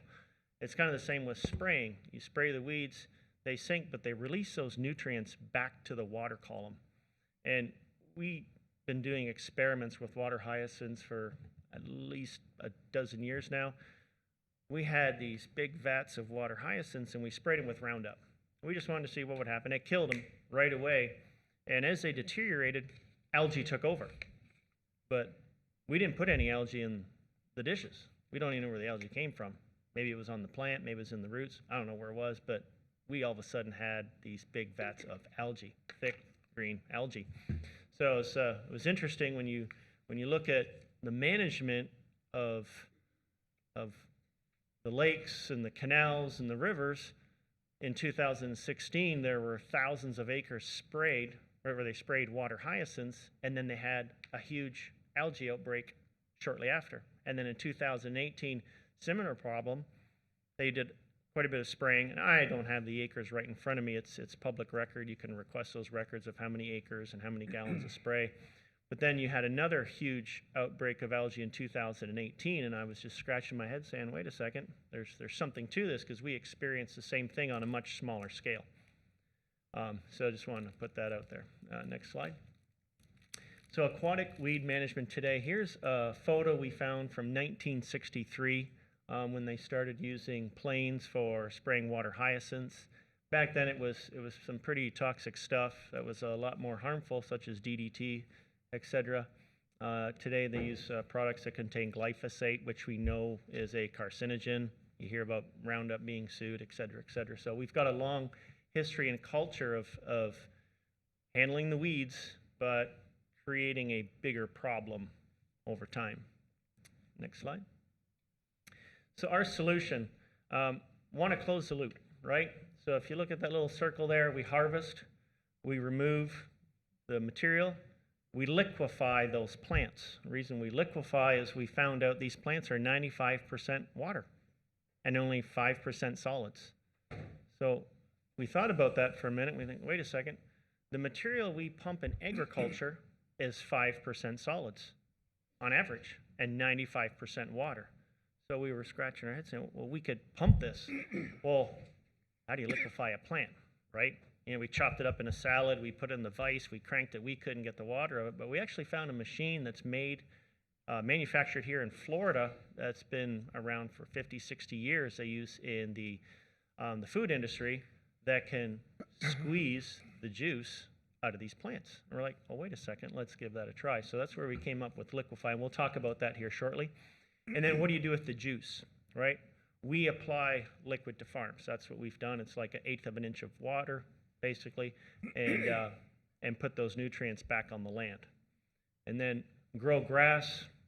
Grass absorbs those nutrients, and cut the hay, bale it up, and haul those hay bales off the land. So a very simple process to do that. So that's how we complete the system, or complete the circle, if you will. Next slide. Government and private land. We started looking at like land utilization. So the total acreage owned and controlled by the various government agencies in the state of Florida is approximately 34 million acres. That's all online. You can Google that information. It's estimated that 33% of Florida land is owned by federal, state, and local government. And so there's been a movement you hear about the agencies purchasing land to store water, to pull phosphorus out of the nutrients that used to be an orange grove or a sugarcane field or a sweet corn field or a pasture, et cetera, et cetera. And, you know, we got out our calculator. We said, well, wait a second, that's a lot of acres, a lot of land that was producing something, and then it's taken out of production to do something that's really not producing anything economically or a product, right? So it's just something to think about with that. But there's plenty of land available that could be potentially utilized for this type of system. Next slide.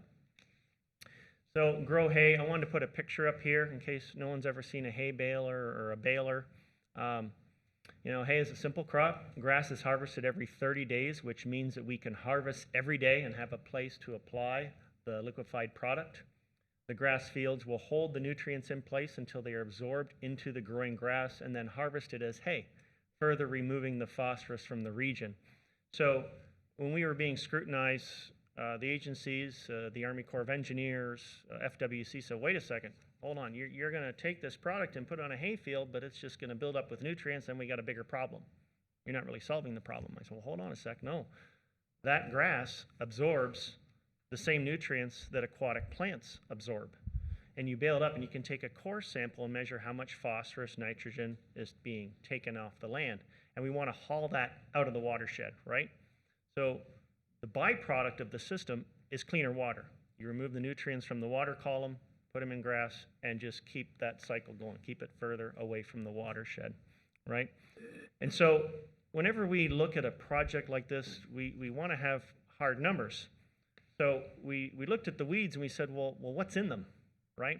So we ground them up and sent them to the lab, and we measured the nitrogen, phosphorus, potassium, and all the trace minerals. And we took it to the #1 corn producer in the United States.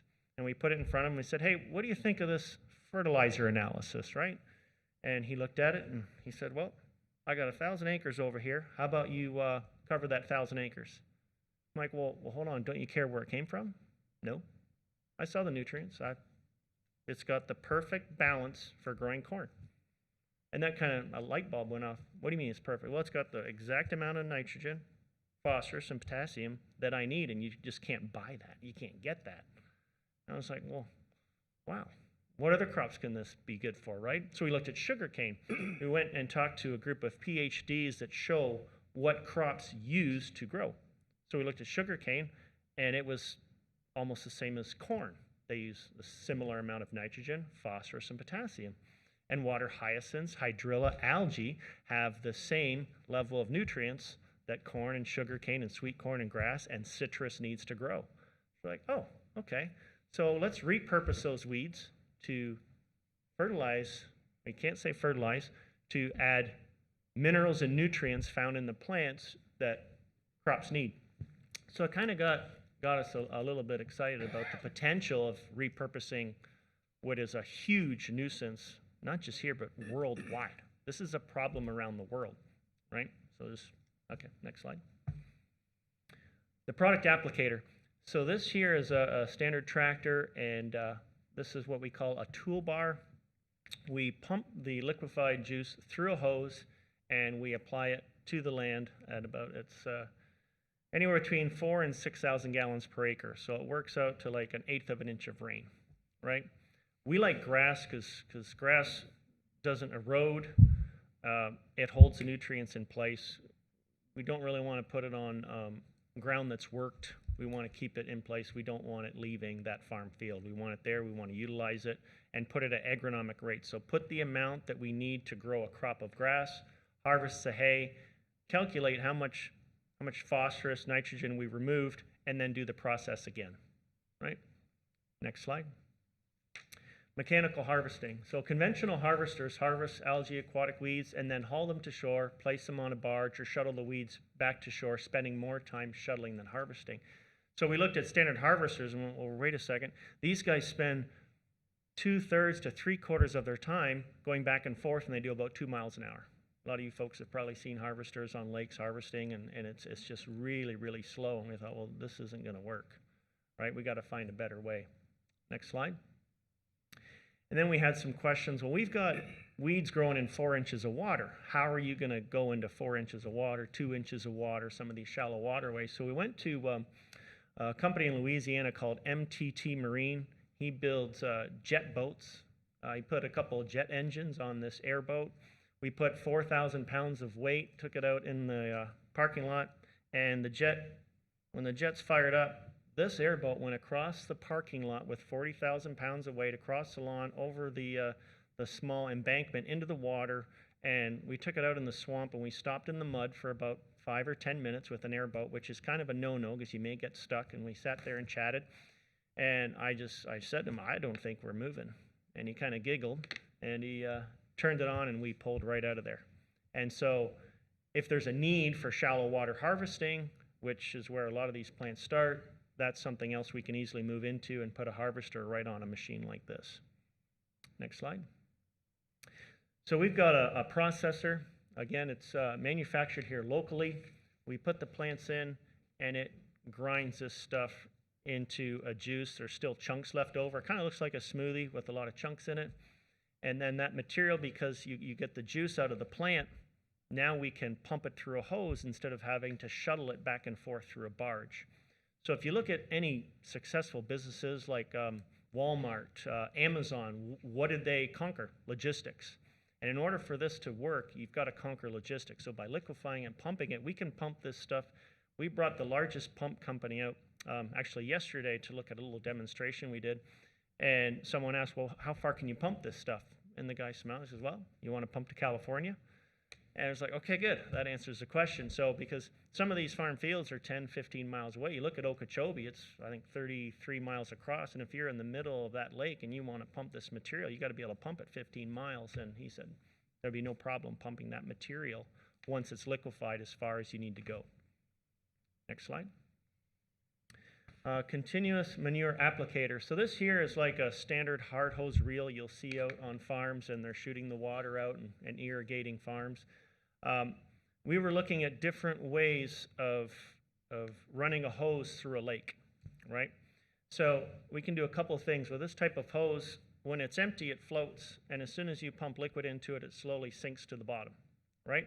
So in deep water, we're just going to lay hose on the bottom of the lake. But more importantly, when we're harvesting, we're actually going to attach a hose like this to the back of a harvester. The harvester is going to harvest the juice, we liquefy the plants, and then we pump it through this hose. So as that coil is unwinding, that harvester just keeps on harvesting nonstop, can turn around, and then we coil the hose as liquid's being pumped through it. It was part of our invention, right? But the problem was at first, that hose sunk to the bottom. We thought, well, that little boat's not going to pull this hose. It weighs tons and tons, just way too heavy. So we just took a hose and put it inside of a hose, and there was a 1/4-inch gap there that made the hose float. So now we can harvest continuously, nonstop. So we talked to a harvester here that's harvested on Okeechobee and all over the state for the last 35 years, and he's jumping up and down wishing he would have thought of this, because he said, you know, I do 4 or 5 loads an hour. Now I'm going to be able to do 10 with the same harvester. So looking at the efficiencies, there's a lot of potential to be gained. Next slide. Soil amendment. So algae water hyacinths is proven to clean water through the plant's ability to absorb nutrients such as phosphorus, potassium, nitrogen, to name a few, and store it in the plant. Through third-party analysis, these nutrients have measured to contain the perfect balance for conventional crops. So again, it's called a soil amendment. Legally, you can't call anything organic like that a fertilizer unless you can prove it does not change or does not vary. And that's pretty tough to do, because the north end of the lake may be a little bit different than the south end of the lake, and you run into all kinds of legal arguments and issues. So we call it a soil amendment that contains nutrients and minerals that are good for plants, right? On arid countries where there's sandy soils, they're actually using tons and tons of this stuff to hold moisture. What they found, aquatic plants hold more moisture than your regular plants because they're from the water. So they're actually putting these on sandy soils to help improve water retention. We thought, well, gosh, what's in Florida? It's all sand. So we got pretty excited about that. Next slide.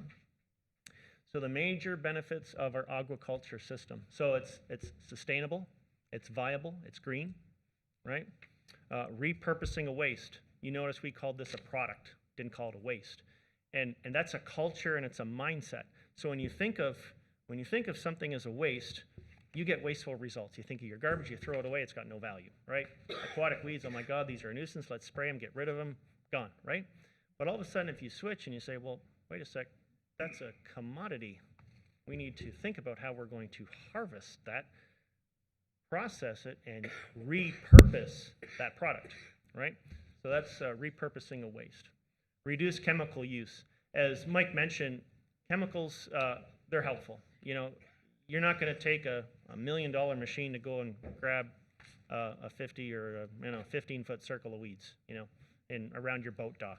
You're going to go and hit it with spray if it's impeding boat traffic, et cetera, et cetera.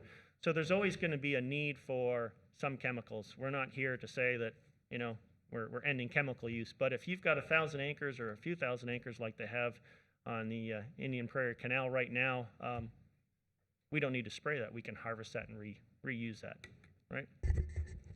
Cleaner water. This is really what got us excited. The first experiment we did, we had a big cattle trough and we put pig manure in there, and the other half we put water, and we put in water hyacinths. And I tell you what, I've never seen anything grow so fast in my life. Like, you could almost watch those plants grow. The next day, you could see new leaves coming up. Every week, the amount of material we produced doubled. We'd cut it off, the next day it was already growing back. You'd cut it off the next day, and so when they tell you that this stuff can double every week to 2 weeks, they're not kidding. This is one of the fastest growing plants in the world. But what got me excited was when we first put that tub together, that water was black and it stunk, okay? And as soon as I put my hand in there after 3 weeks, I could see my hand a foot in the water. And I stirred around the plants and it was like, I can still see my hand. I'm like, well, check that out. That was all pig manure, and now we got some pretty clean water. Right? And then it's like, okay, where'd the nutrients go? They're in the plant. So the power of these aquatic plants to clean water is just incredible, right? That's why they use them in sewage treatment plants. And so it's just a way, we've got to just, use our imagination and come up with a better way, which I believe we have. Improve local economy. So when I've talked to some of the agencies, they're like, no one talks about potassium, right? And all of our farmers that we've worked with across the Midwest and beyond, they've all wanted more potassium. And it's expensive because it comes from Russia and it comes from Canada, right? And it's, they play games with each other all the time. And so these plants have got tons of potassium. You flush the toilet and out it goes. Like, well, where's all the potassium coming from? So I went to the cleanest sewage treatment plant in the United States. It's based in Lansing, Michigan. They say their water is so clean when it comes out of a sewage treatment plant you can drink it. Like, well, I don't want to drink it, but I'll take a sample of it. So we took a sample of the effluent that they discharge, 100 million gallons a day, sent the bottle into the lab, and it came back and it was zeros all the way across except for one, potassium. I'm like, it's not clean. You got potassium in there. Yeah, well, they don't care about potassium. That just goes, it doesn't hurt anything. I'm like, sure it does. It's the main component of plants. That's the infrastructure, right? Well, it was a nickel's worth. In every 1,000 gallons, there was a nickel of potassium going out, down the river. So we looked at all the sewage treatment plants in the Mississippi basin, and it was, I don't know, about $6 billion worth of potassium was flowing down the Mississippi every year. And we thought, well, what about the economic impact? Florida imports more nutrients than any other state, I think, except for California. And most of those, with the exception of phosphorus, comes from out of state. So we import all this stuff, and we feed our livestock and grow our crops, and people eat it, and then we process it in sewage treatment facility, and a lot of that stuff goes out. Reclaimed water, we water a lawn, it's got nutrients in it, that goes down, down the street and in the rivers, and then we got aquatic plants that take up all the leftovers, right? So it's, we can improve the local economy because if we're importing a few $100 million of nutrients and we can start to shave that off, that money's going to stay in the state. So we can really have an economic impact. Sequester carbon. You hear about the Kyoto Accord and carbon losses and climate change and global warming, whatever you want to call it, human activity. By putting these plants that are mostly made up of carbon, you put them back on the field, we're going to rebuild that soil at 1% every year. And really, we're storing carbon back in the ground. So if anyone says it's carbon friendly, absolutely. And then proven technology. All the pieces of equipment that we're using have been in the industry for over 50 years. None of this is new. All we've done is taken 6 different pieces of machinery and made them all one. Except for the hose. The floating hose was a new thing. That's never really been done before. But for the most part, all the steel components of this, you can find them all over the United States. So it's proven and it's working. Next slide. That's it. Any questions? Madam Chair, I've got a couple questions, if I could. Thank you for being here. But I do need to go back to I think, Mike, you had spoken to, and also you had mentioned that you've been in front of all the different agencies for the pilot project. And I'd like to just go a little bit in depth on that one, because that's kind of what you're asking for our support on the pilot project itself. Can you give us what the agencies, the process you went through? I don't need a long for each individual one, but the process of the agencies in their reviews of this, because they've already okayed, my understanding is the pilot project. They basically have vetted this whole process. Yes, ma'am, Commissioner Hutchinson. I appreciate the question. So yes, this pilot project, the grant approval letter is still pending. The DEP is the funding source for this, and the grant is an innovative technologies grant specific to the removal of nutrients which feed harmful algal blooms. So we're still waiting approval from that. We've spoken with FWC, who is the sponsor of the project. In order for the grant to be approved, it had to be sponsored by a government agency. So our sponsor for this project, the primary sponsor, is the Florida Fish and Wildlife Conservation Commission, and our co-sponsors for this project is the South Florida Water Management District and the Army Corps of Engineers. And prior to applying for this grant, so we initiated this conversation with FWC. Their interest was piqued by what we told them. They put this before a conference call to discuss it with all the agencies, and after that, every agency scrutinized it individually. So the Water Management District put their senior leadership in front of us and mostly in front of him. I've just been kind of like the mouthpiece. To ridicule it, scrutinize it, drill holes in it, beat it up, and see if there was a way that it wouldn't work. And every agency did that. Department of Agriculture did that, the commission, the district, the Army Corps. And at the end of the day, even though they haven't seen it work, they feel that it's necessary to give it a try. There's not any reason that it wouldn't work. And if it doesn't work, nobody loses anything. But if it does work, everybody has everything to gain. From counties like your own to the entire state to the Everglades restoration projects. It has the ability to change the direction of restoration. One of the biggest obstructions to moving water in this state is the nutrients that are in the water. And if you are able to remove the nutrients from the water, you're also able to create additional flexibility in your storage of that water. And what I mean by that is, in this state, we use stormwater treatment areas to impound water and sequester those nutrients in the grounds beneath it, in those STAs. And eventually, the agencies have to spend millions of dollars to scrape that accumulated nutrient off the bottom of the STAs and then dispose of it. So what we're providing is an alternative to that. Not necessarily to do away with STAs, but to complement them and make it possible for those STAs to work faster and more efficiently. You give them the ability to not have to store that water for extended periods of time, which in turn gives you the ability to put that water in different places. So where this county might experience adverse effects from water releases from Lake Okeechobee because there's so much water in the system, this isn't going to solve all those problems, but it'll give you additional flexibility in where that water can go, as opposed to sending it out your river and damaging your estuaries and marine life.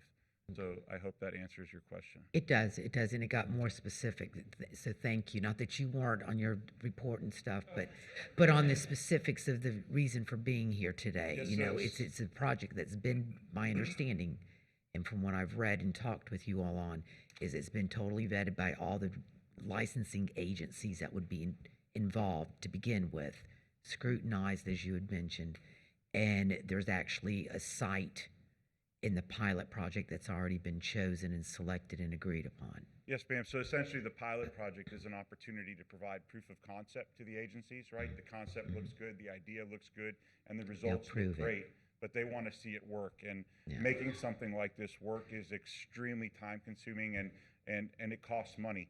So it's a public waters project, so it would only be right that the public agencies are the driving force behind it. And yes, we have. So we're working with a local landowner, a multi-generational landowner on the shores of Lake Okeechobee, adjacent to the Indian Prairie Canal in Glades County.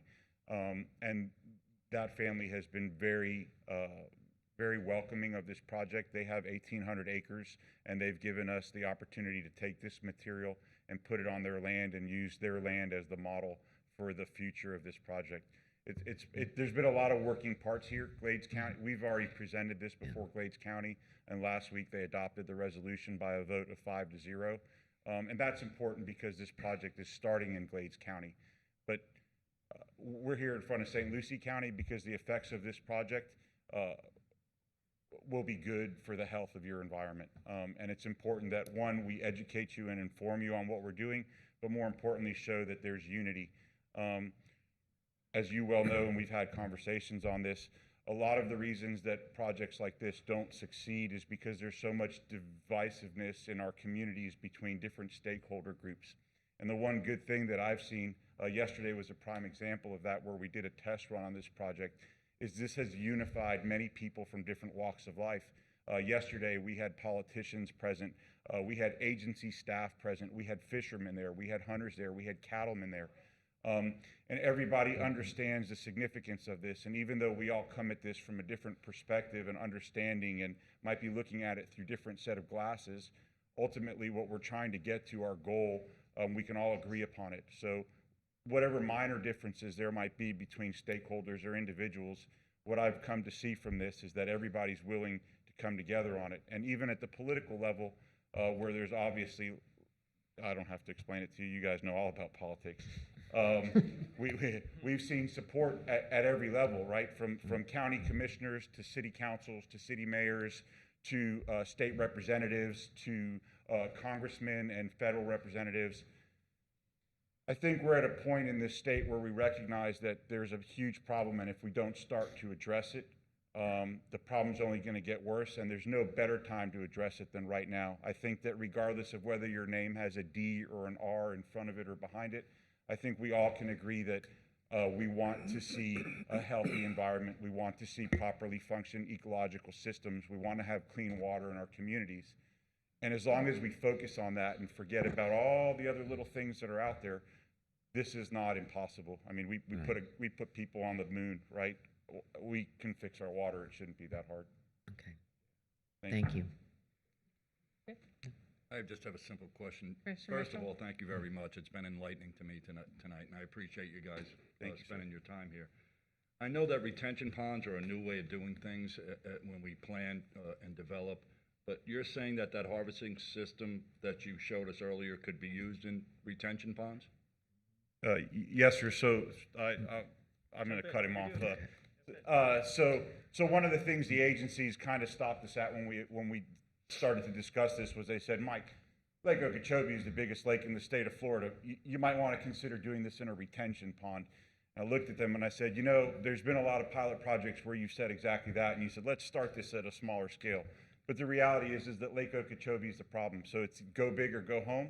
But if we succeed at this, which I know we're going to, and he's sure we're going to, this model can be duplicated anywhere, because if we've done it in the largest lake in the state of Florida, there's not another lake that we can't conquer. Okay, thank you very much. Yes, sir.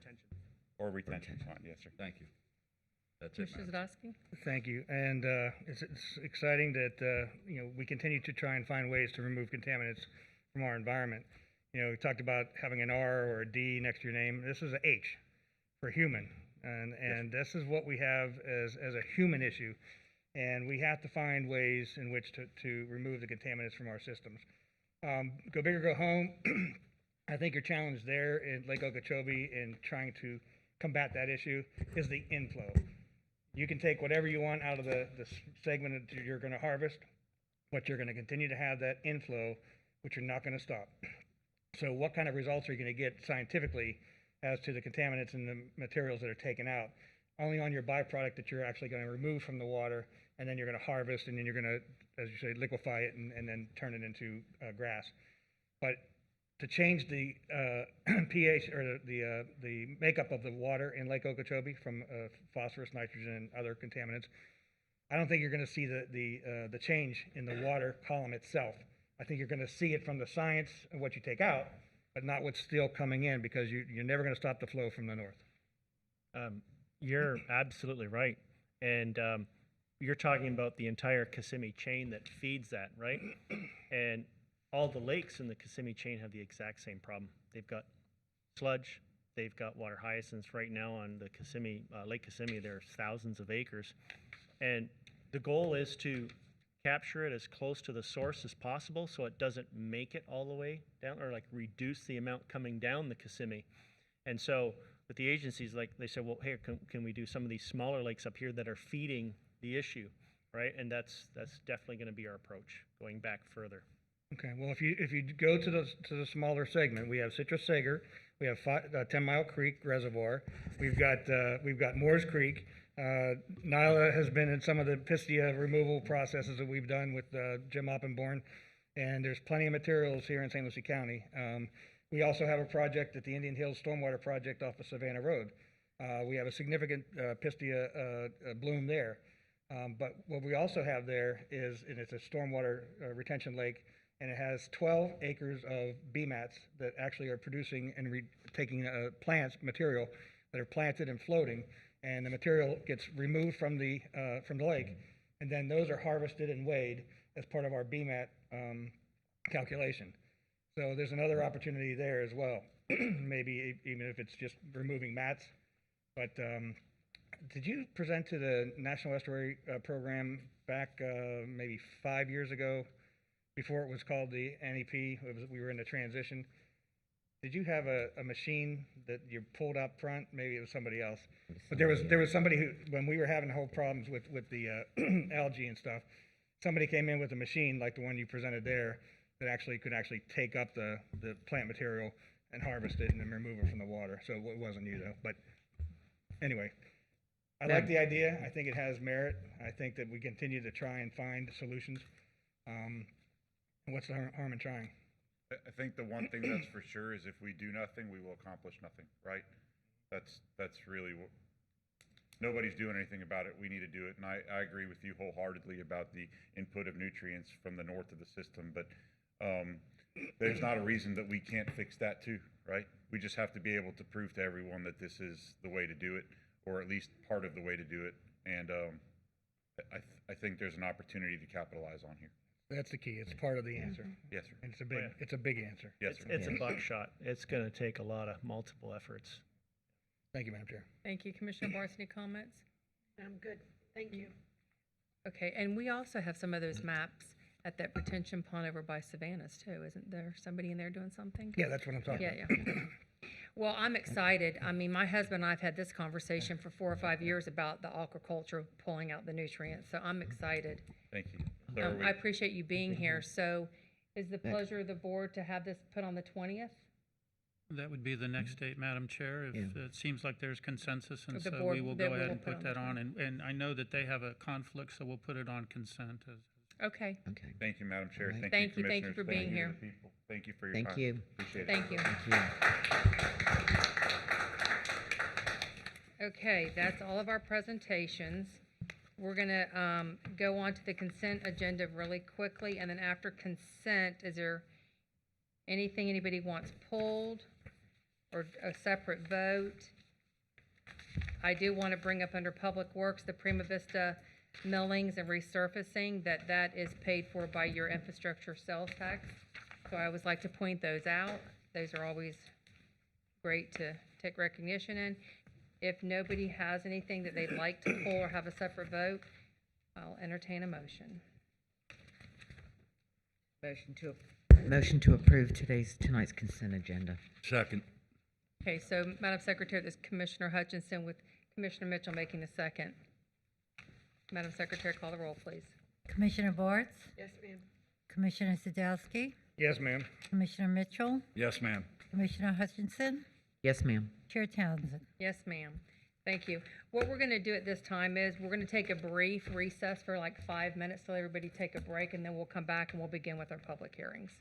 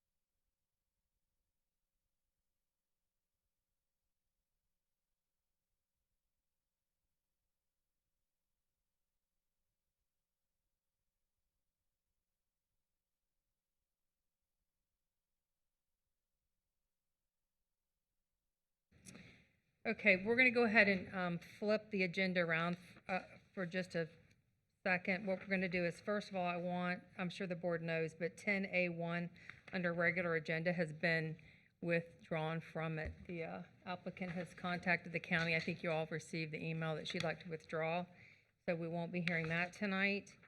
And what we're going to do is, out of respect for a physician that's here to speak on an item, so that he can get home to be rested to take care of his patients, we're going to go ahead under 10A5. We're going to go ahead and do that now so that we can be respectful of his time.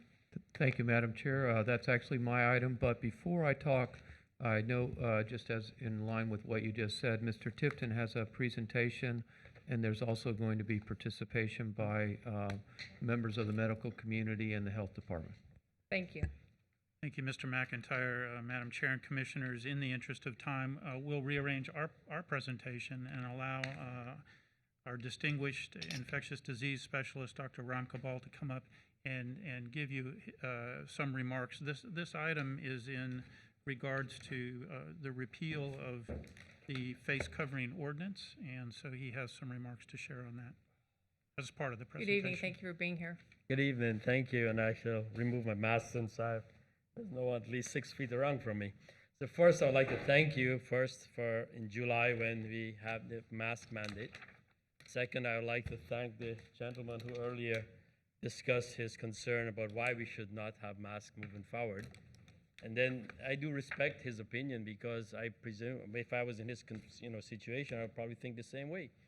I'm a physician now for 20, 30 years. I've been involved in the treatment of infectious disease in this community for a long time. And I recognize that infectious disease is not an easy story.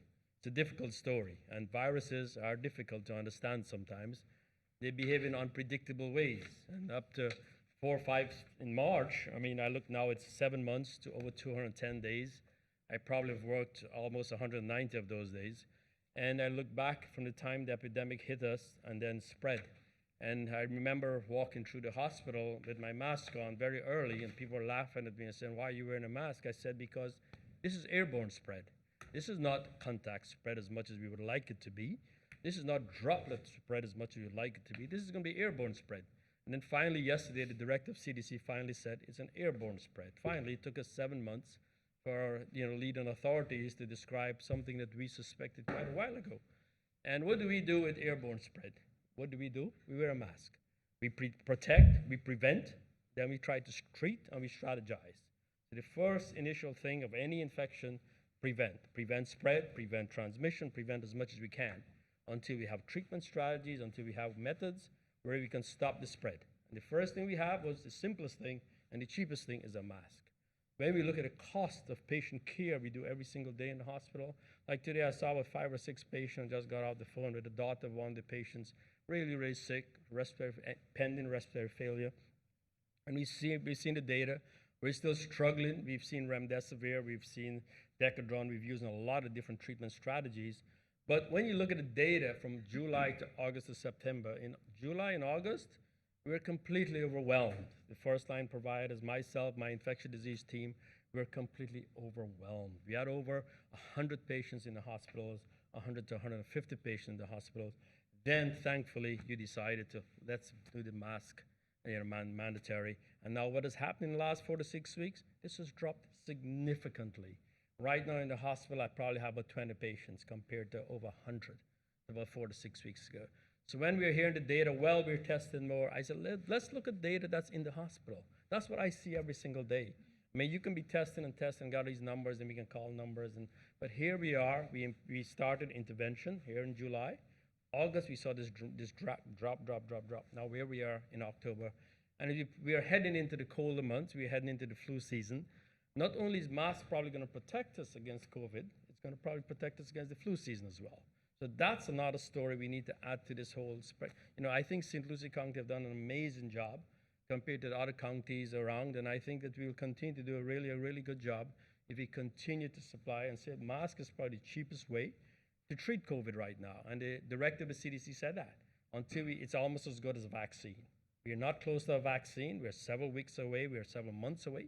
We have better treatment options, as we've noted. Midway, the organization I work for, we have several clinical trials we are doing in the community. We've been doing this for quite a while now.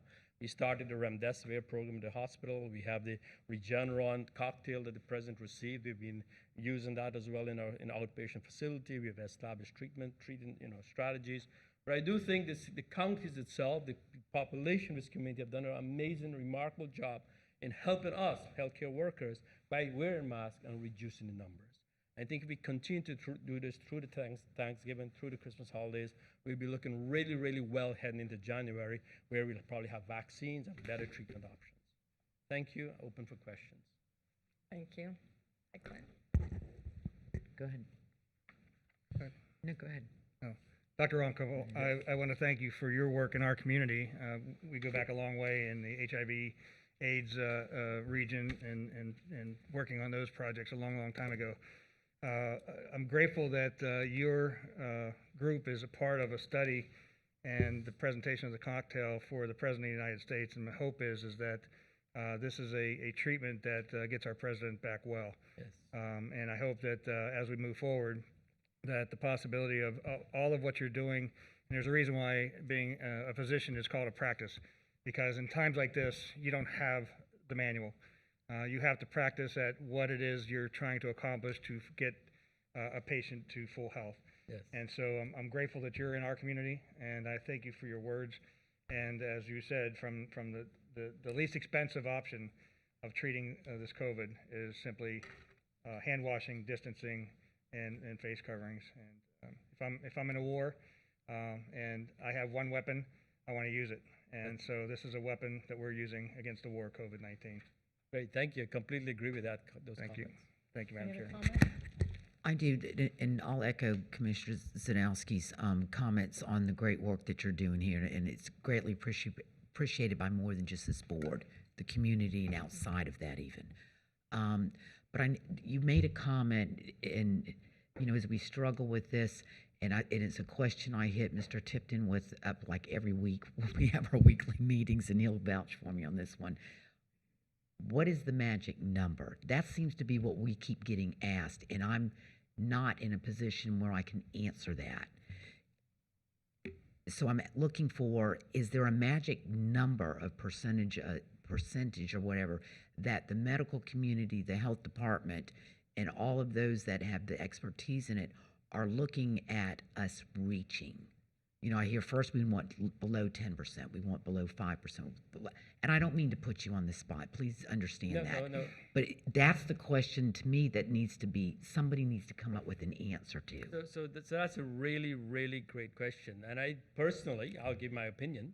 I think the magic number is probably less than 5%. But I probably would like the magic number 2% probably. But having said that, I think it's important to appreciate that the value of this is just getting to the stage of getting a vaccine, more prevention. Until we can recognize, sure, we're seeing the mortality rates dropping, and that's great news. Right. Sure, we want, the kids back in the schools, and sure, we want the, society to open up. And I always say, let's rewind to 1919, 1920, when we had the same story, and it took us about a year before we really got back to where we want life to be. And then we had the boom in 20s, and then everything will get better again. And I think that's where it's going to happen. I think the number of 2 to 5% in that range is probably a good range to say, well, once we get our infection rate down, there may be herd immunity. But I think the story is also going to be the vaccine. I am hoping and praying that the vaccine gets here soon. And I think once the vaccine is here, it will help. It's not going to be the magic for everything. It's going to be another part of the story. I think there's always going to be little pieces of the story. Like personally, I'll keep wearing my mask probably for the next 6 months. I'm not going to stop because I'm seeing patients every single day. And not only that, I'm going home to my family every single day as well. So I'm not going to be taking my mask off. I go in communities, my natural instinct. I look in an elevator, 4 and 5 people, I back away. I'm saying that's too many people for me to get into a room. I look around me everywhere I go now. It's like a natural instinct. It's a built-in instinct. And that's where, so the 2%, the 5% is great for the community. And I think it's probably a number we should look at. I think Clint will probably look into those numbers a little bit more. The epidemiologist will look at those numbers closer. But the numbers, I want to see the numbers in the hospital rate drop a little bit more. We're still seeing 1 to 2 patients coming in every single day, and I would like to see that to almost nothing, and then we'll say we're getting through. We're at the second phase, and then I'm seeing reinfections now. What do I mean by that? I'm seeing people who are positive 3 months ago and now reinfected again. So that's a story that we're going to be kind of puzzling how to approach that. And as you said, it's a new wave. What is this reinfection going to mean? Are they going to be sicker? Are they going to be less sick? Are they, kind of have immunity? And I'm not seeing that immunity completely. I think the immunity will wane. So I think it's important for us to consider those numbers, maybe a moving target. I think what's probably important, look at hospital admission rate, look at how the communities are adjusting to the impact of mask wearing, and put all these factors together rather than just looking at the number itself. Okay, fair enough. Thank you. Thank you. Any other questions? Thank you, Doctor. Thank you. Thank you for being here. Thank you. Thank you, sir. Madam Chair and Commissioners, so we will continue then with the presentation. This is our monthly update to the board, and joining me as usual is our County Health Department Administrator, Clint Sperber. You also have emailed to you today a letter from Cleveland Clinic President Rob Lord, I think echoing Dr. Ramgopal's comments.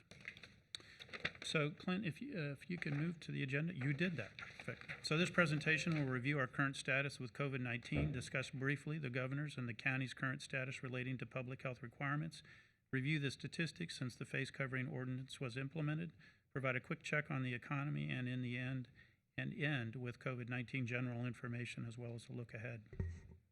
Next slide. Every week, the County Commission is provided an update on case information in our community. This slide is from last Friday's update and shows that cases in St. Lucie were up over the prior 2 weeks by 5%, and fatalities were up by 13%. Our neighboring counties, Martin, saw an increase of 6% in new cases and an 8% increase in fatalities, and Indian River saw an 8% increase in new cases and 11% increase in fatalities. Next slide. The governor issued his Phase 3 Executive Order 20-244 that was entitled Right to Work, Business Certainty, and Suspension of Fines. What this order did say was that no local ordinances by a city or a county may prevent an individual from working or from operating a business. Local governments can't, through emergency orders, limit restaurants to less than 50% of their indoor capacity.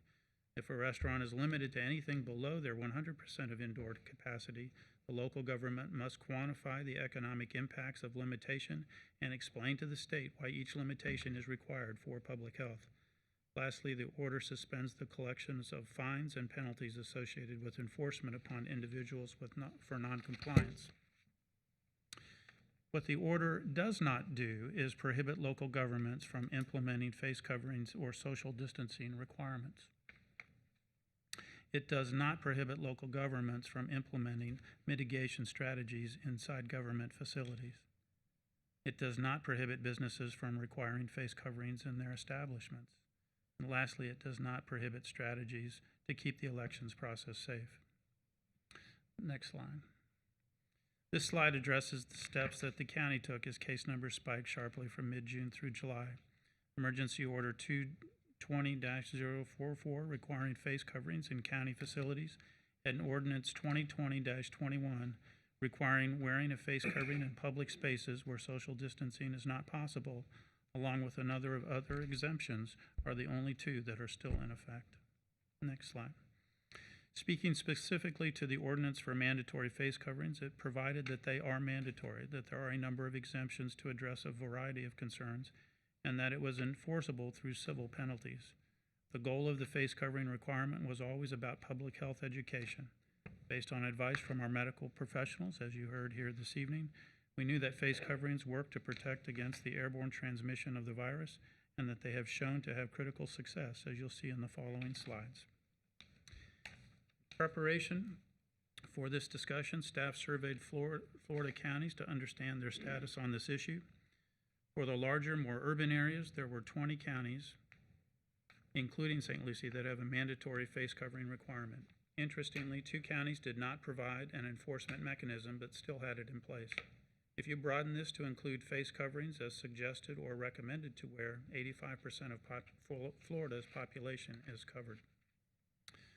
The last point on this slide speaks to the observation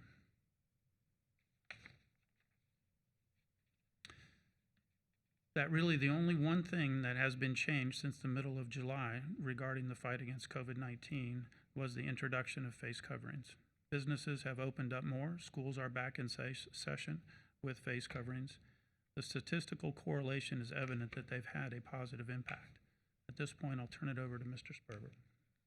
All right, thank you, Howard. Thank you, Madam Chair and Commissioners. And from a health department perspective, in my role specifically with COVID, is describe how COVID is circulating in St. Lucie County, provide facts, resources, and guides. So once cases are identified in St. Lucie County, our major role of what we have been doing and will always do, whether it's COVID or any other virus that is reported to the health department, is once it's identified, we try to contain it. And we also try to prevent further spread of it.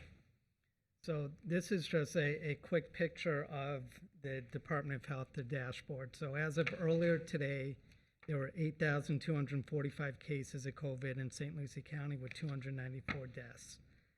Our 14-day average of cases is now 32 daily. So the number has dropped dramatically. It is, averaging, again, 32 cases over the last 14 days, probably between 32 and 37 over the past month. Over the last 14 days, we had 741 tests. Our positivity rate is 4.35%. Here's an illustration of the number of positive cases per month. Now, the overall monthly cases have decreased since mandatory face coverings, but please keep in mind the number of cases reported is only the tip of the iceberg, as 40% of cases are also asymptomatic. And because of the asymptomatic cases, people still are contagious without knowing it and can expose others that are more vulnerable to the virus, such as those who are older, chronic disease, or both. Masking cuts down on the overall amount of secretions from the person wearing the mask and may prevent spread of those who are more vulnerable to hospitalization and or death. So it's also important to understand people are contagious without knowing it and can expose others, again, that are more vulnerable. This is a chart that's showing a 14-day average of positivity rate in St. Lucie County. You can see from the middle of July through the end of September that we are going in the correct direction, which is all positive. Now, Dr. Ramgopal has spoken about COVID and hospitalizations, and I know Commissioner Hutchinson, we have spoke times also, and also with several of the commissioners about what is a good time. There's really no metric out there that says, okay, here is an ideal number. We heard Dr. Ramgopal say between 2 and 5%. But one of the best metrics that we can look at is what are the hospitals doing? How are they treating the patients? And you can see over the 2-month period from COVID in the hospitals that there was 180 hospitals or 180 patients with COVID in all 3 St. Lucie hospitals on July 30th. 2 months later, that number decreased 69%. Same time period, intensive care admissions has decreased 67%, and also ventilator use 79%. Now, I highlight those 3 metrics because those are the 3 primary metrics that hospital administration that they're looking at. Those are the 3 main areas where they are looking at to assure that they can manage the census that comes in, and we'll speak a little bit more about that as we talk about influenza season coming up, and actually it is here right now. But again, those are the 3 main areas that you can see where numbers have gone down tremendously. Now, we know about the severe complications, and clearly the worst of all is fatality. And you can see our numbers have gone down week after week from our high that we had in the middle towards the end of July and the beginning of August as far as how many fatalities that we've had. So you can see the trend line is going down in that graph. In this chart right here, you can see a different way to illustrate how many fatalities we've had from the first fatality that was identified in March, March 22nd, to the end of September. And you can see when you guys passed the mandatory ordinance.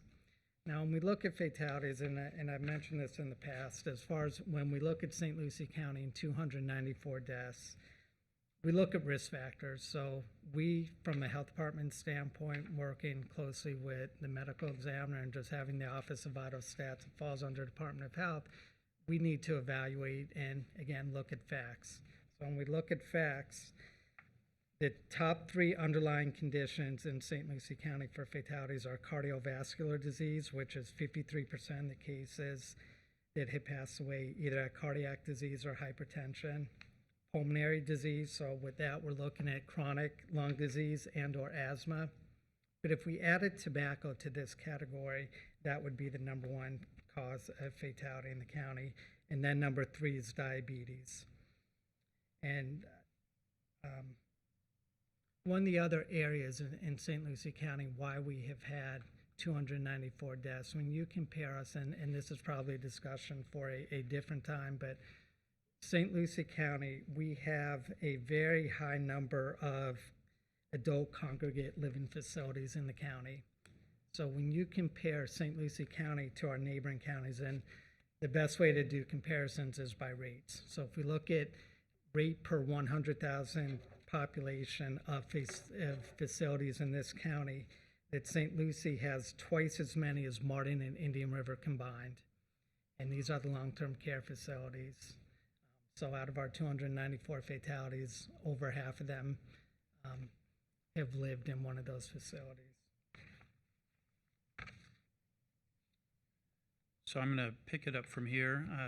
Since the introduction of mandatory face coverings in July, while we had the highest infection rate of 13.5%, the county, as has been stated, saw that number consistently drop down. The county's focus through media briefings, through publications, through correspondence, and any other media platform has been on public health education rather than enforcement. And from the CDC and State Surgeon General, face coverings continue to be in their recommendations.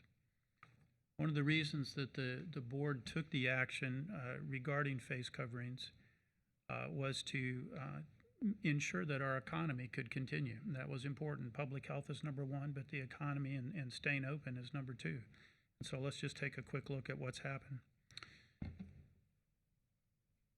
We obviously saw a big jump in unemployment as a result of the pandemic. In July, when the face covering ordinance was enacted, the unemployment rate was 11%. As of August, it was down to 7.4%, and September's numbers are likely to be even better. Both customers and businesses have found ways, sometimes being very creative, to get back to work, to get back to business, and stay safe at the same time. Next slide. Many businesses found that by assuring their customers a safe buying experience, their customers would come in, and they have. Using sales tax revenues as an indicator, we have seen local sales tax levels close to last year, which was a very good year for us, and St. Lucie is faring much better than other parts of the state. Permit activity in the county and the city of Port St. Lucie remains at or above last year's numbers, with the city of Port St. Lucie reporting a significant increase in single-family building permits over last year. If I can remember the city manager's numbers correctly, they jumped from 2,000 single-family permits to 3,000 permits this year. And lastly, the only limitation in place that the county has is the requirement for face coverings. As was stated earlier, there are no limitations on restaurant capacities. And now Clint will take us home. So as you read these facts, face coverings are protective also against transmission of influenza. And influenza season begins in October and runs through April. And we know that it's also possible to have dual infection of influenza as well as COVID. And from a hospital perspective, speaking to the hospitals and just knowing how the hospital census works, is their bed census typically goes up during the season from October to April. And historically, our hospitals hit capacity issues from time to time, and that's without COVID.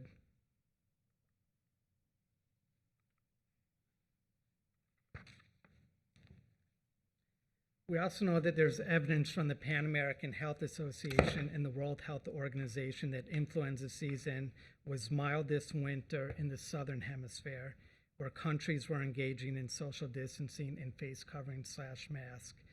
It is winter in the southern hemisphere when summer is happening in the northern hemisphere. And again, I do share that because it is a concern with influenza season. Next. Dr. Ramgopal did speak about the resurgence and what he has experienced in the hospitals, and what we can also look at is in Europe. So after a period of reduced COVID in Europe and other countries like us, COVID-19 is resurging. This may be related to evidence of viral mutation and the potential for reinfection, or could be due to relaxation of cloth face mask coverings wearing and/or social distancing measures, or both. Now, I do want to speak very briefly about the vaccine, as far as what we are doing here in this county and as well as in the state of Florida, because that is really the next leg of COVID response. So we are planning countywide for vaccine distribution. So I anticipate having a couple phases of that once the vaccine is approved. So during the first phase, we know that there will be a limited supply of vaccine, and that will go to essential healthcare workers, and that hopefully will happen sometime this calendar year. During the second phase, what we would look at is a larger group of people who, again, are at highest risk of severe complications, including death. Now, that high-risk group, they will be identified by the Centers for Disease Control, like they are for any other vaccine. So what we anticipate is vaccine will be available at large pharmacies like CVS, Walgreens, Publix. It will be offered to what we would call vaccine for adult providers and vaccine for children providers. So that's in the community where we register 70, 80, 90 of the different providers in the county that currently are offering vaccine and want to offer it for their patients. And eventually what we will do, similar to what we did during H1N1, is we would set up what we call point of dispensing. So from a hurricane perspective, if you look at food and ice, from a public health perspective, we're looking at vaccine. So we've done it before. We have a lot of experience doing it in other areas, but that is something that I do anticipate happening here in this county, most likely winter, spring of 2021. And for this group, that would be, again, anybody who eventually wants to receive the vaccine will be able to get it. Now, because it is a novel virus and we still need a plan for social distancing, and one of the other challenges that we're going to have to do is looking at the vaccines that are in phase 3 right now. There are 4 clinical trials in phase 3. 3 out of the 4 of them, you need to have a 2-dose vaccine. So that's going to be 21 to 28 days apart. So when we did give it the first time, we're going to have to give it again 21 to 28 days apart. One of the other things that we are looking at is, because, again, it's a new vaccine, people have not been exposed to this vaccine either. What we would offer them or highly recommend is that they wait 15 minutes after receiving the vaccine to see if they have any adverse reaction. So when you include that, what we need to look at in this county is to have a very large facility to manage an operation that can vaccinate thousands of people at one time, as well as having hundreds of workers. So knowing the challenges that we're going to face, odds are we will look at doing a drive-through, what I'd call pod. So there's right now a very small work group that includes public safety, the sheriff's office, and myself and one other individual from the health department that has been meeting over the past couple weeks, and we'll continue to meet weekly to plan for this, and then we'll eventually bring it out to a larger group when we are ready to approve our plan from a county perspective. So that's kind of where we are with vaccine in the next phase of COVID. Madam Chair and Commissioners, that concludes the update to the board, and we're available for any questions, or we'll turn it over to Mr. McIntyre for his portion. Is there any questions from just want to make a statement. It wasn't long ago, prior to 2020, that hepatitis A was running rampant in the three-county area. And as part of that, it was kind of a trial run. We contact traced those individuals and the restaurants and those places in which that was transferred. And so here we are now with the sanitizing of our hands, washing hands, and all these types of things. Hepatitis A pretty much has gone away. So the one stat that I've seen, and Mr. Spur, I guess I'm looking to you for this, just maybe just a response. In the paper, they put out the graphs as to the infections and by whom. It looks to me as though from age 15 to 55 is really where the spiking of those infection rates occur, but where the deaths occur are grandma and grandpa and parents. They're in the older sect. So when you look at the infection rates, it's from 15 to 55, but those that are dying are 60 and up. So that tells me that we have another opportunity, I think, from an education standpoint, that those younger folks actually may be asymptomatic and spreading without even knowing. Yeah, that's a great point, and we see that.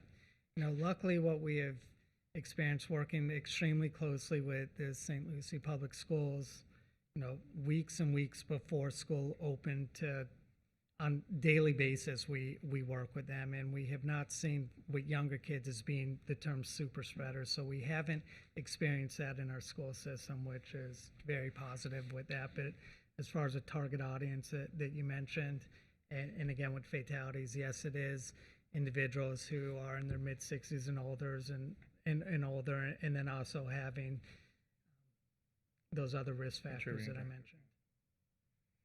Thank you.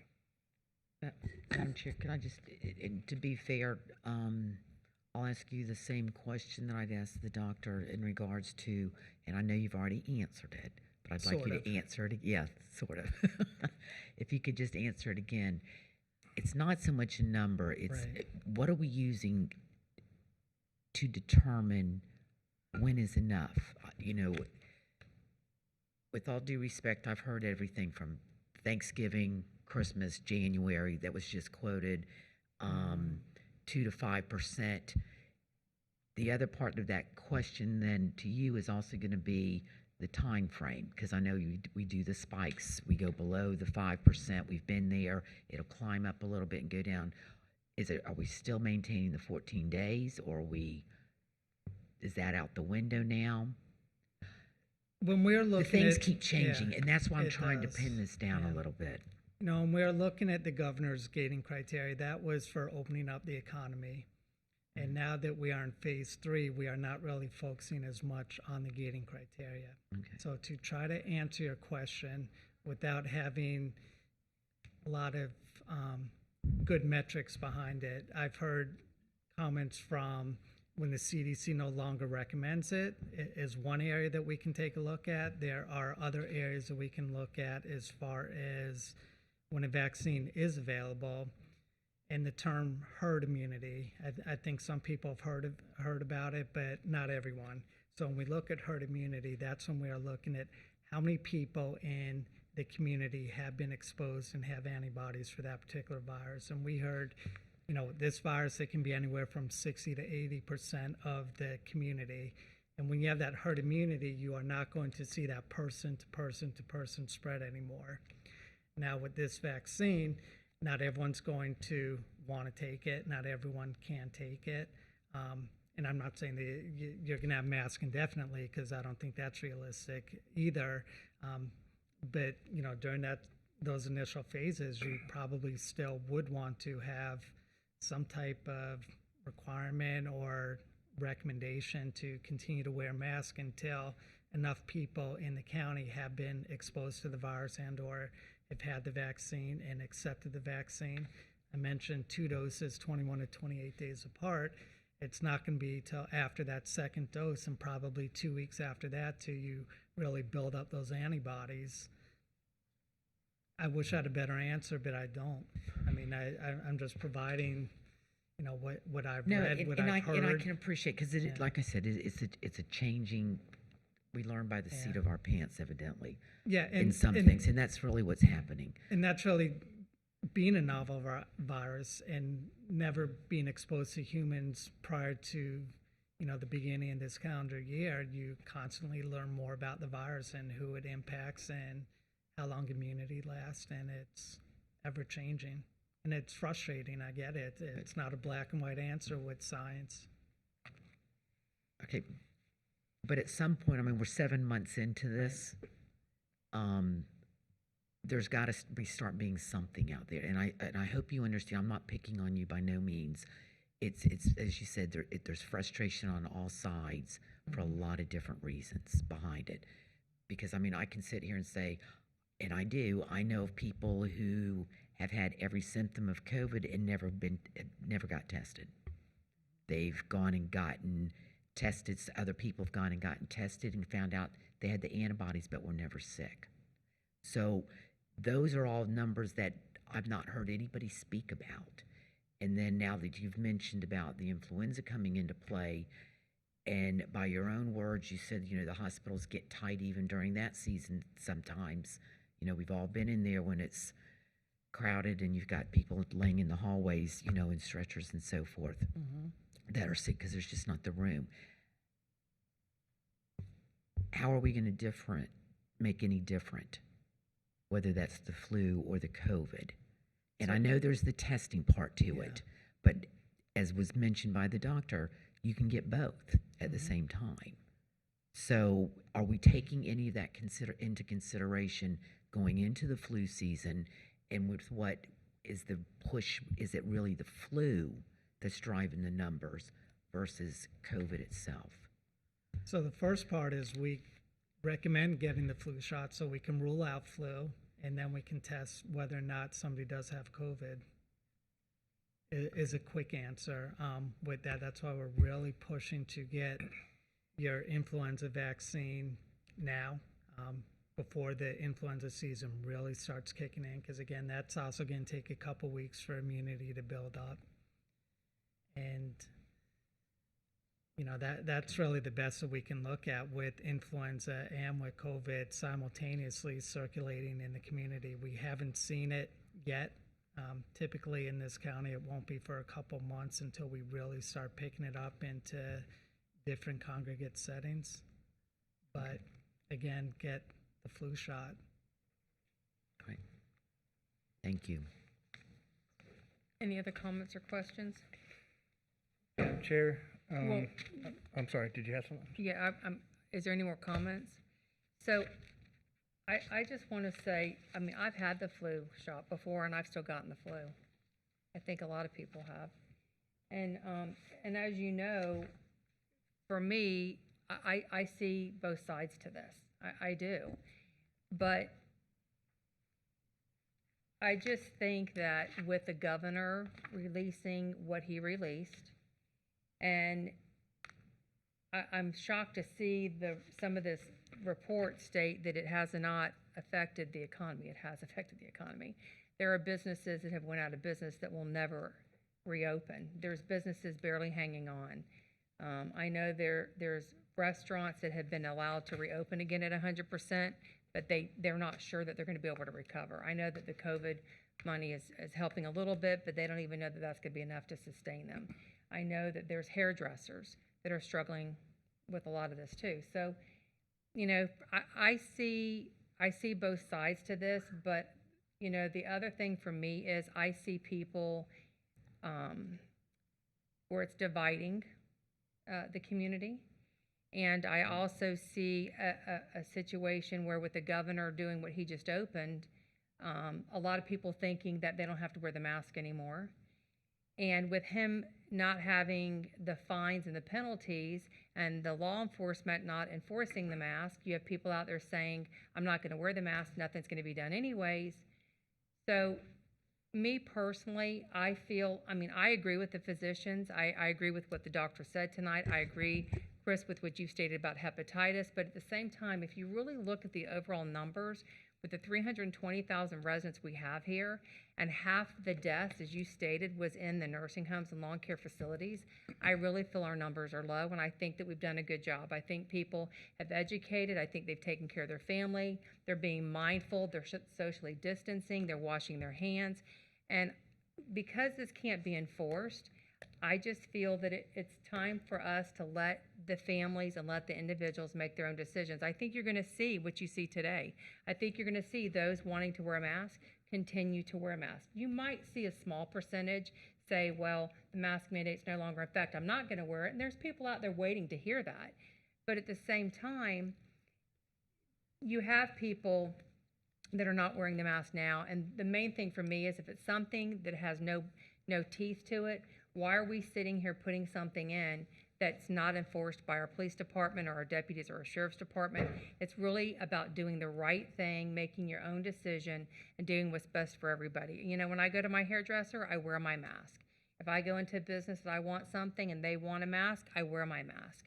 So this is part of the conversation as to why I felt that it was ready to have this conversation to come back to see if it's worth having that discussion again, to re-discuss the ordinance with the direction that the governor has taken.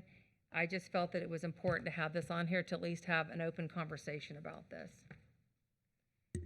Madam Chair, if I could, just to latch on to your words specifically, and we have all on this board worked really hard to make our economy run like it's been running. We've made policy changes that have been significant in the manufacturing sector. We've reduced some of the challenges from policies to getting business to speed of market. One of the reasons why we even went this far was to actually get business open. We recognized that our businesses were challenged. The tourism side, you're the chair of the tourism group, and that was significantly hit. Bars and restaurants were significantly hit. And the concern is those businesses that can't reopen or won't reopen because they have not been able to is a big concern for me, and I think for each of you. So with that, I'm glad that you brought this forward. I'm glad that we have this information, the science behind it, and we're showing the trends. We're showing the scientific medical data that supports what we've done. My biggest issue is letting us get and stay in business. Those businesses are just coming back just now. I think it supports their efforts to be in business. So what I'd like to do is make a motion tonight to have these reports come back to us at the informal meeting so that we can delve into this and really get to the data and get down to those numbers and have Clint go back to the state and federal medical groups to say, what is that number? Commissioner Hutchinson, I think you're right. We need to have a number that we're going to try and get to in which to secure removing this thing to make things that much better. So my motion is to have staff bring this back next month at the informal and every month thereafter until such time as we can identify a number, get the best medical data and the science necessary so that we can do the right thing by our businesses specifically and for our residents and their health. That's my motion. Just to clarify, Commissioner, next month we do not have an informal, so we would bring it back at the November 10th meeting. That's fine. I amend my motion.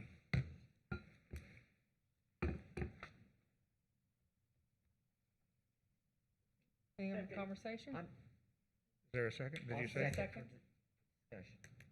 Okay. Commissioner Barth, did you have a comment?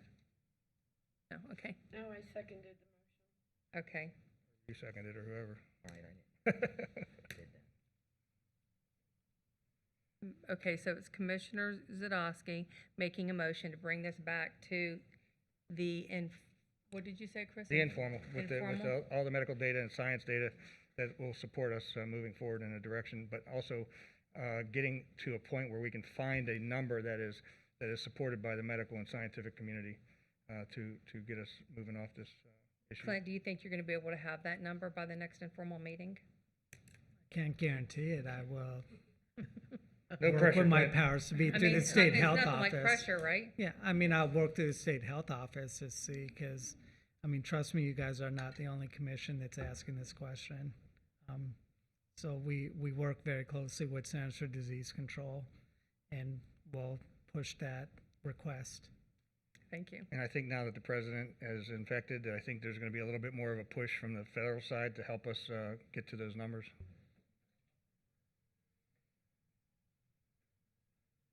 Okay, Madam Secretary, call the roll. Commissioner Mitchell, Yes, ma'am. Commissioner Hutchinson, Yes, ma'am. Commissioner Bartz, Commissioner Zadowski, Yes, ma'am. Chair Townsend. Yes, ma'am. Okay, so now we're going to go to public hearings. We're going to go back to the regular agenda, but I needed to do that. So thank you, Clint, for being here.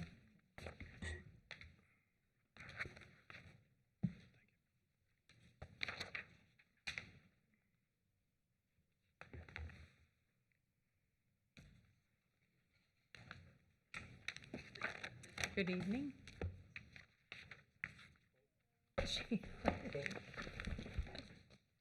Thanks for asking.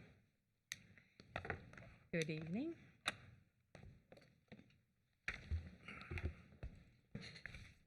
Where are we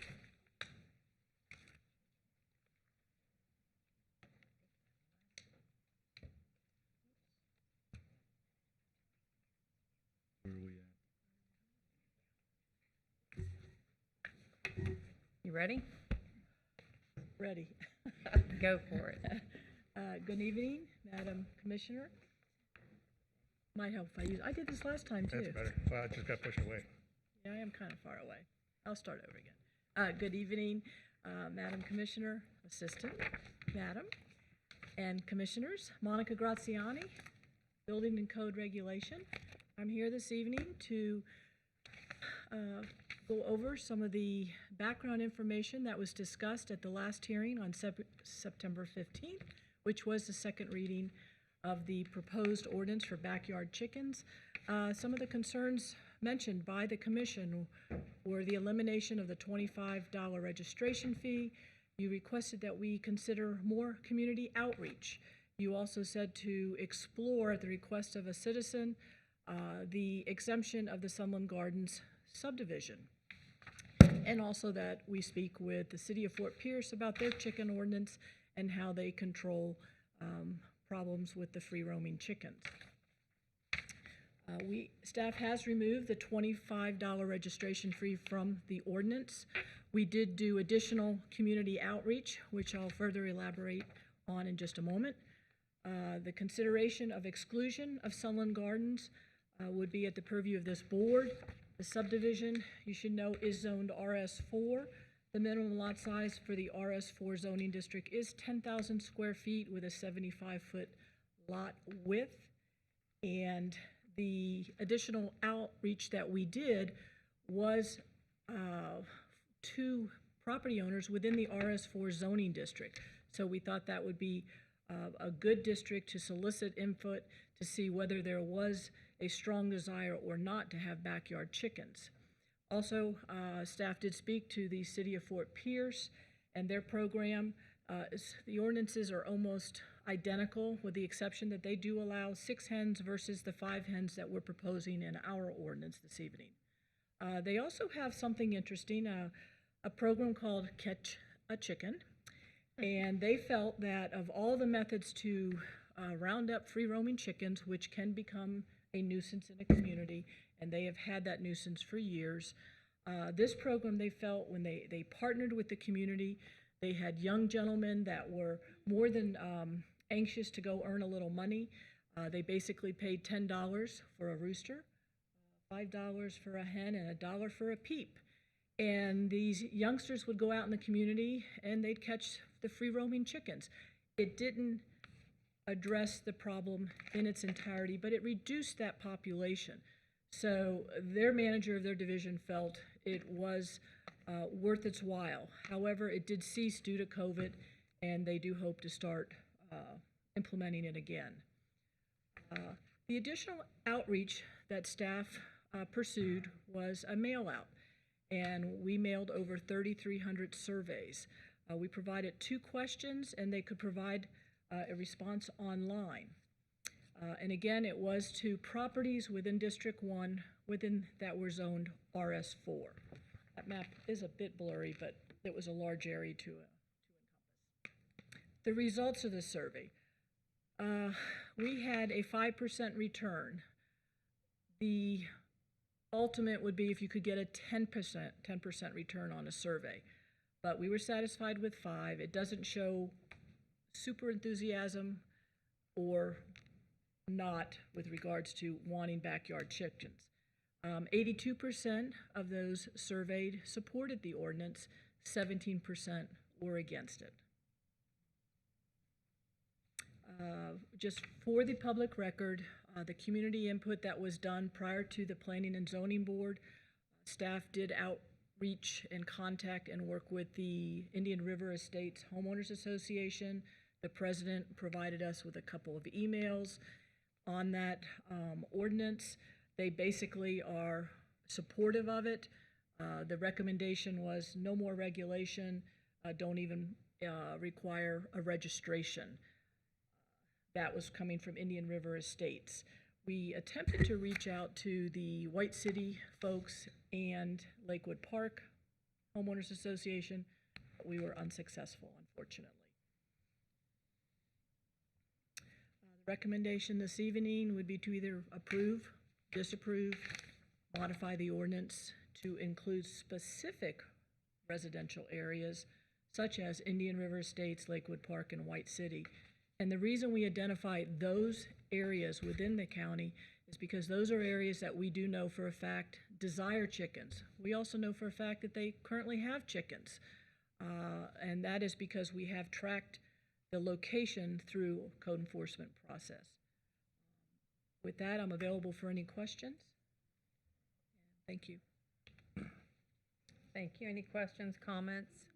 Madam Chair, I raised some concerns at the last meeting, and I was fortunate to have the neighbors from Sunland Gardens come in to meet with us, and Monica was there and others, and we talked through the issues, and I'd like to support it this evening, but I would like us ask your support in a couple things. One, the education component, specifically for Sunland Gardens, is maybe door hangers that actually provides the information that we're going to give to those who register. I think Commissioner Hutchinson, you said that the registration would give an opportunity for us to transition with an education component. So because Sunland Gardens has such a really serious issue with free-roaming chickens and the challenges associated with it, and speaking with the residents, we walked through trying to find solutions together. And some of those folks are in the audience tonight, and they could speak for themselves on that. But one of the things that was encouraged was maybe door hangers with education to be able to explain what the ordinance is, and that free-range chickens will not be acceptable and they will be caught.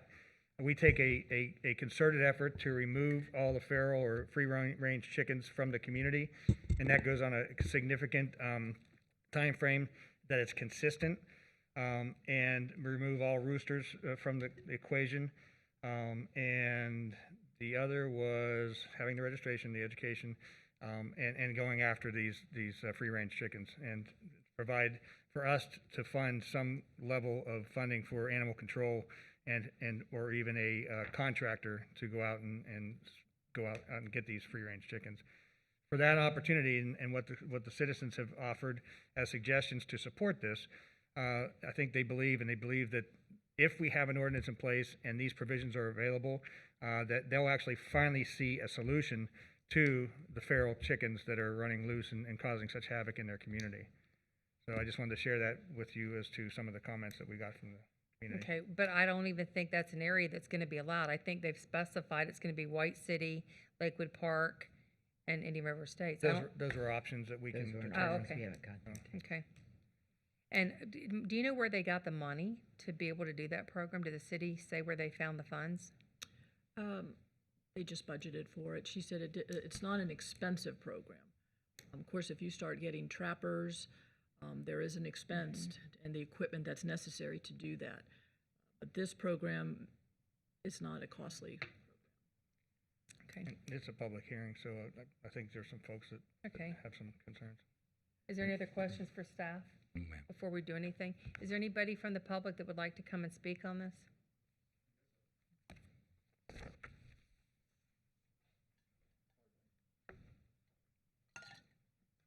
My name's Mike Aliotta. I've spoken to you before. I guess I got to say, I really don't want to be here. I don't want to be dealing with this issue. I don't want to be a stick in the mud, a fly in the ointment, a monkey in the wrench to have people having hens. But we've been living with the problem for 17 years, and we have experience with what people are going to do.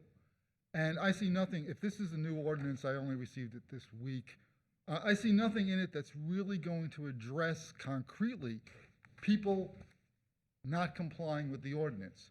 I only have 5 minutes. I don't know how deep I can get into this. A few things that pop out to me right in the ordinance is there's nothing to identify who might own these chickens if they get loose. Once they're out of somebody's yard, they're loose chickens. There's no tags, no branding, no chips in them to identify that they came from this person. The person denies that they're their chickens. They're running around loose. Now you have loose chickens in the neighborhood. You can't really convict people or prosecute people, give them fines, because you can't prove that they're actually responsible for the loose chickens. The coops, you have standards for the coops. It's interesting because of the noise, my 3-bedroom house, I can only use about the living room in it. Your 125 square feet for 5 chickens is more than I live in right now in my house because of the noise from the roosters. But if you have these criteria, these codes for the coops, how big they have to be, but there's nothing in it into the future to make sure people stay within compliance. The coops get old, the fences come down, a hurricane comes. There's nothing to compel people to rebuild them. You register once and the county leaves you alone. There's no ongoing fees, nothing. We have cigarette taxes, alcohol taxes, discourage this behavior. There's nothing in this ordinance that discourages people putting these chickens in their yards. And there's nothing that the county really does afterwards. People can complain, but then again, you have to prove it. So I don't see the ordinance as doing anything except being a license to have whatever you want in your yard. And if your neighbors complain enough, maybe code enforcement will do something, maybe animal control will do something, but they haven't done anything in 17 years in my neighborhood. Nothing has changed, nothing. We just get more roosters, more chickens. They spread out, more people are feeding them. Nobody's really claiming any ownership of them, and there really isn't any. They're existing on people's private property because they are free-ranging. People chase them away. The woman who was actually feeding them for years doesn't seem to be there anymore. I checked the public records on the house, and it was sold 2 years ago, but the chickens are still there. The original people who bred the chickens left 12 years ago, but the chickens are still here. And this could have been stopped in 2003 when I called up when one rooster started waking me up at 3 o'clock in the morning. But I was called a derogatory word by a sheriff's deputy when he showed up an hour later at 4 o'clock in the morning. But that was one rooster and a couple of hens on the property. Within a couple of years, there were dozens of roosters, hundreds of chickens. And I don't see that anything is that's not gonna repeat itself later on, especially under the lettering of this ordinance. It's just words on paper, and if the words can get up off the paper and enforce themselves, maybe something would happen. But humans haven't been enforcing the law as it is. I can't stop you from voting this in either countywide or for certain areas. I can only hope that it doesn't repeat throughout the county what happened in our neighborhood. But I really implore you, do something about our neighborhood. You had a nice presentation here about the businesses that are growing up in the county. I used to do computer programming from my home 20 years ago. I was making 25% more salary then than the average salary in St. Lucie County now. And that ability to make a livelihood disappeared. My health problems became so exacerbated because of the stress and the noise and the lack of sleep that I can no longer work at all now. And I'm spending the rest of my life, 10 years now, on disability, $1,200 to $1,500 a month. I'm impoverished because of what the county ignored. And I just really wish you would actually do something about it. You want to hire trappers, you got to do something really about the chickens that are there now, and you have to make sure you prevent it from happening in other parts of the county. Because nobody really wants to live with this, and nobody cops to being responsible for it when they're asked, even if they are. So I only got less than a half a minute left, so I'll just finish up now. I wish I had time to talk about the COVID thing because I have some opinions on that. But please, if you're going to pass this ordinance, also act on the pre-existing condition we have that's intolerable to live with. Our quality of life is gone. Our housing values are dead. Our standard of living is reduced because of the environment that's precipitated by this free-ranging chicken population that none of us have had any responsibility for. The people who are responsible for it are gone, and we're still living with the problem. So that's basically all I want to say. I made my 5 minutes. Thank you very much. Thank you. Good evening. Good evening. My name is Juanita Jackson, and I'm Mike's neighbor also. I'm trying to understand, sitting there tonight, listening to this ordinance. Correct me if I'm wrong. My understanding is Sunland Gardens will not be included in this ordinance, and those who would be allowed, Lakewood Park, Indian River, and White City. White City. Those districts would be able to have the chickens. Am I correct? Well, what it is right now, we're discussing if we're gonna have this in all unincorporated county, excluding the few that they mentioned, which is River Park, which is closer to the city of Port St. Lucie. But one of the suggestions staff has recommended is to just only have it in those 3 neighborhoods only. So that's just another recommendation. So Sunland Gardens, we would come under... You would be excluded if we chose those 3 specifically. If we said countywide, well, then you would be included in that. Now, the exclusion, we would still be able to get the loose chickens out of our neighborhood, right? That's my goal for this whole process, and I would like the support of the board to, if we moved it forward. Yeah, if to we get can the get support that. To get the support of the board, I threw an olive branch out there to try and say, look, if we do this, please help me help this neighborhood with these free-range chickens. Because And I that's think really in what I'm our looking for. neighborhood, you know how, like Mike said, the lady that had the chickens, they moved. So now the neighbors are feeding the chickens, I do believe. I don't think anyone would claim these are their chickens, but they're in the neighborhood and they're feeding them. It's like feral cats. People feed feral cats, Right. and then it becomes out So of if you control. came knocking on their door and said, we have now an ordinance, are these your chickens? And we're gonna fine you, they would be like, no, these not my chickens. So if we can get those chickens out of the neighborhood, but, so, I'm satisfied. Thank you.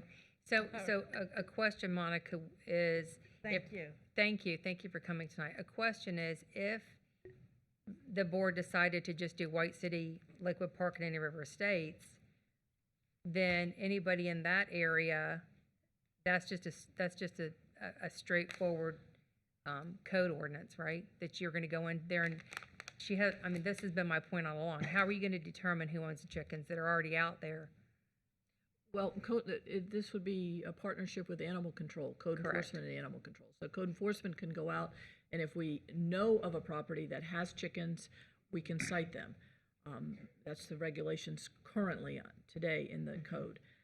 Animal control would either have to have a program to go in there and either retain trappers or do something to round up the free-roaming chickens. Good evening. Good evening.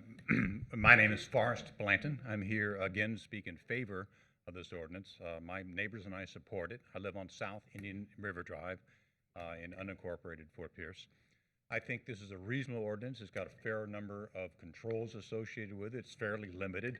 And I think it would be a nice benefit for folks to have a couple of hens. I think really a lot of the talk I'm hearing now are about existing problems that are not caused by this ordinance. And in fact, the discussion I've heard about a little clarity about how the chickens should be managed and where they kept, I think would actually help the situation in those areas that seem to be having this issue. So I won't take anywhere near my 5 minutes, but I do want to say that I think this would be a nice thing to have. I personally think it should be countywide, but that's really that's your call.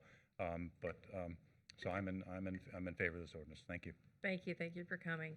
Is there anybody else wishing to speak under this?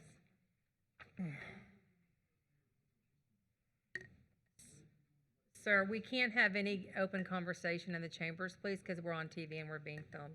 Thank you. Good evening. Hi, I'm Rhett Lloyd. I'm in favor of the ordinance. I do think that you should help clean up the Sunland Garden problem, and so they can get that straight. But people are hard up after the pandemic and then the mandates and all the other things that have happened to business. Letting them grow chickens and have their own eggs seems like a no-brainer to give them that freedom in their home. I also think it's sort of funny, right? We got a chicken problem. We can't control chickens. We're going to control COVID. Sort of funny to think about that. Right now, we can't even control chickens. We're up here talking about controlling COVID, for a flu, and all this other stuff, and it's really mind-boggling. Thank you. Anybody else? Good evening. Good evening. Madam Chair, Commissioners, I didn't come here to speak about the chickens, but State your name for the record, my name is please. Ken Waters for the records. I live in Indian River Estates, and I have neighbors that have chickens and they have hens.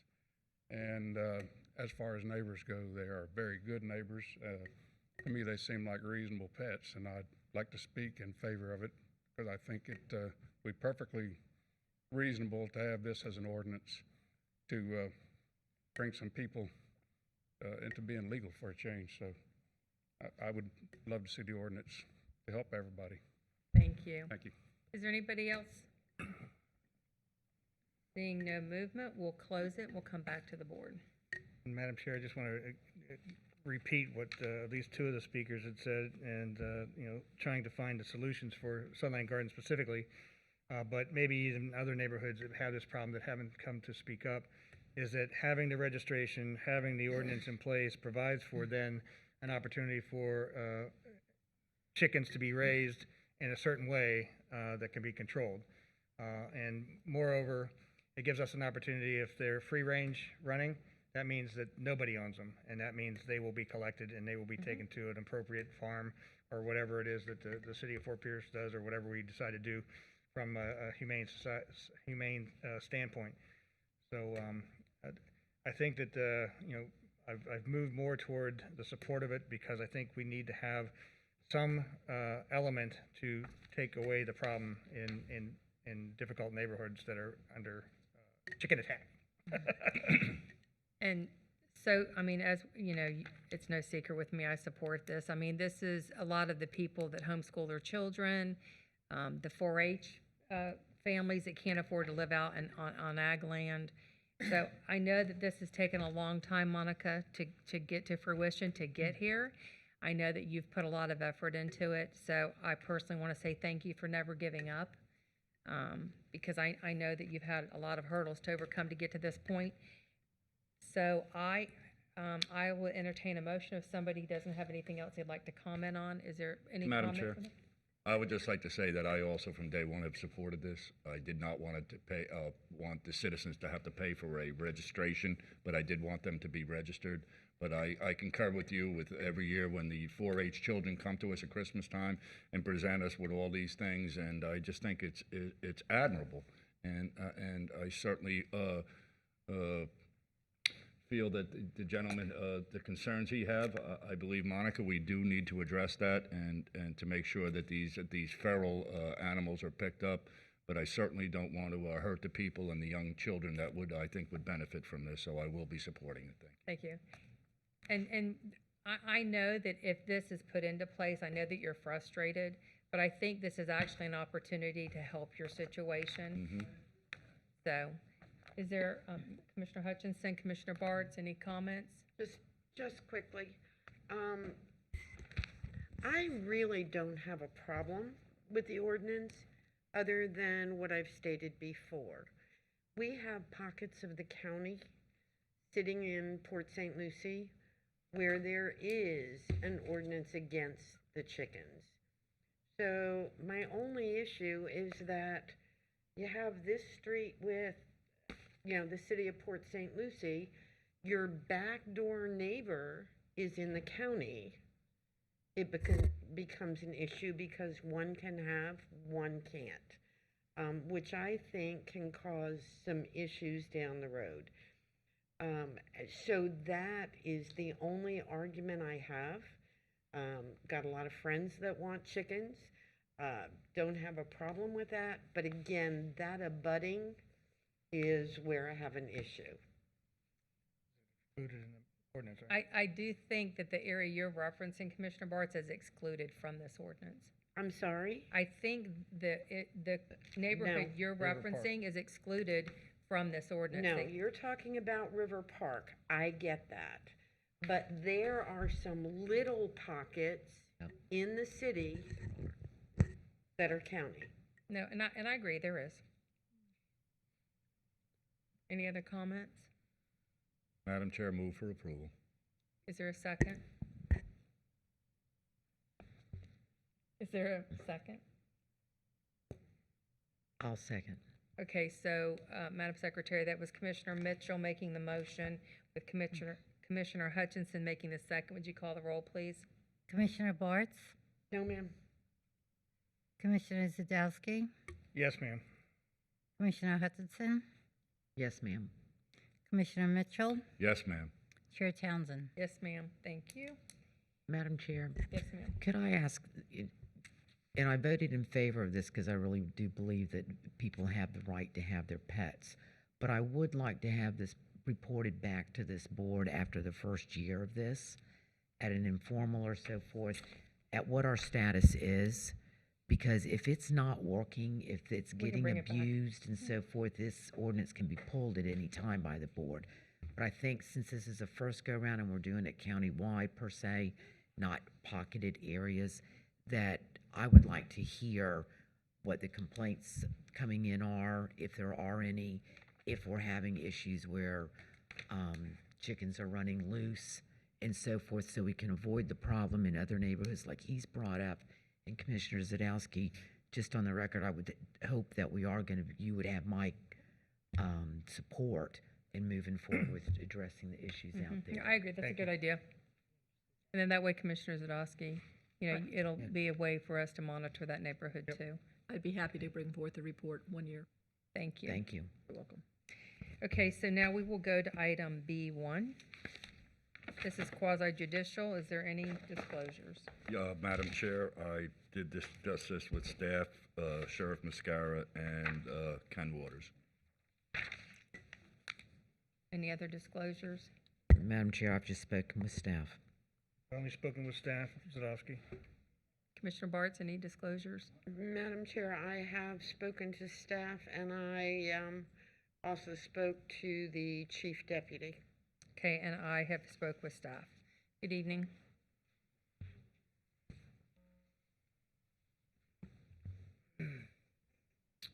Good evening, Madam Chair, members of the board. For the record, my name is Chris McCrane, Associate Planner with the Planning and Development Services Department. Tonight I'll be presenting Agenda Item 9B1, a major adjustment to the existing conditional use, and Item 10B1, major adjustment to the major site plan for the St. Lucie County Correctional Center. In accordance with public notice requirements outlined in Section 11.00.03 of the St. Lucie County Land Development Code, public notice was advertised in the St. Lucie County News Tribune on September 25th, 2020. Notices were mailed to 36 surrounding property owners within a 500-foot radius of the subject property, and a sign was posted on the property. The Planning Department has not yet received any responses for the proposed conditional use adjustment at this time.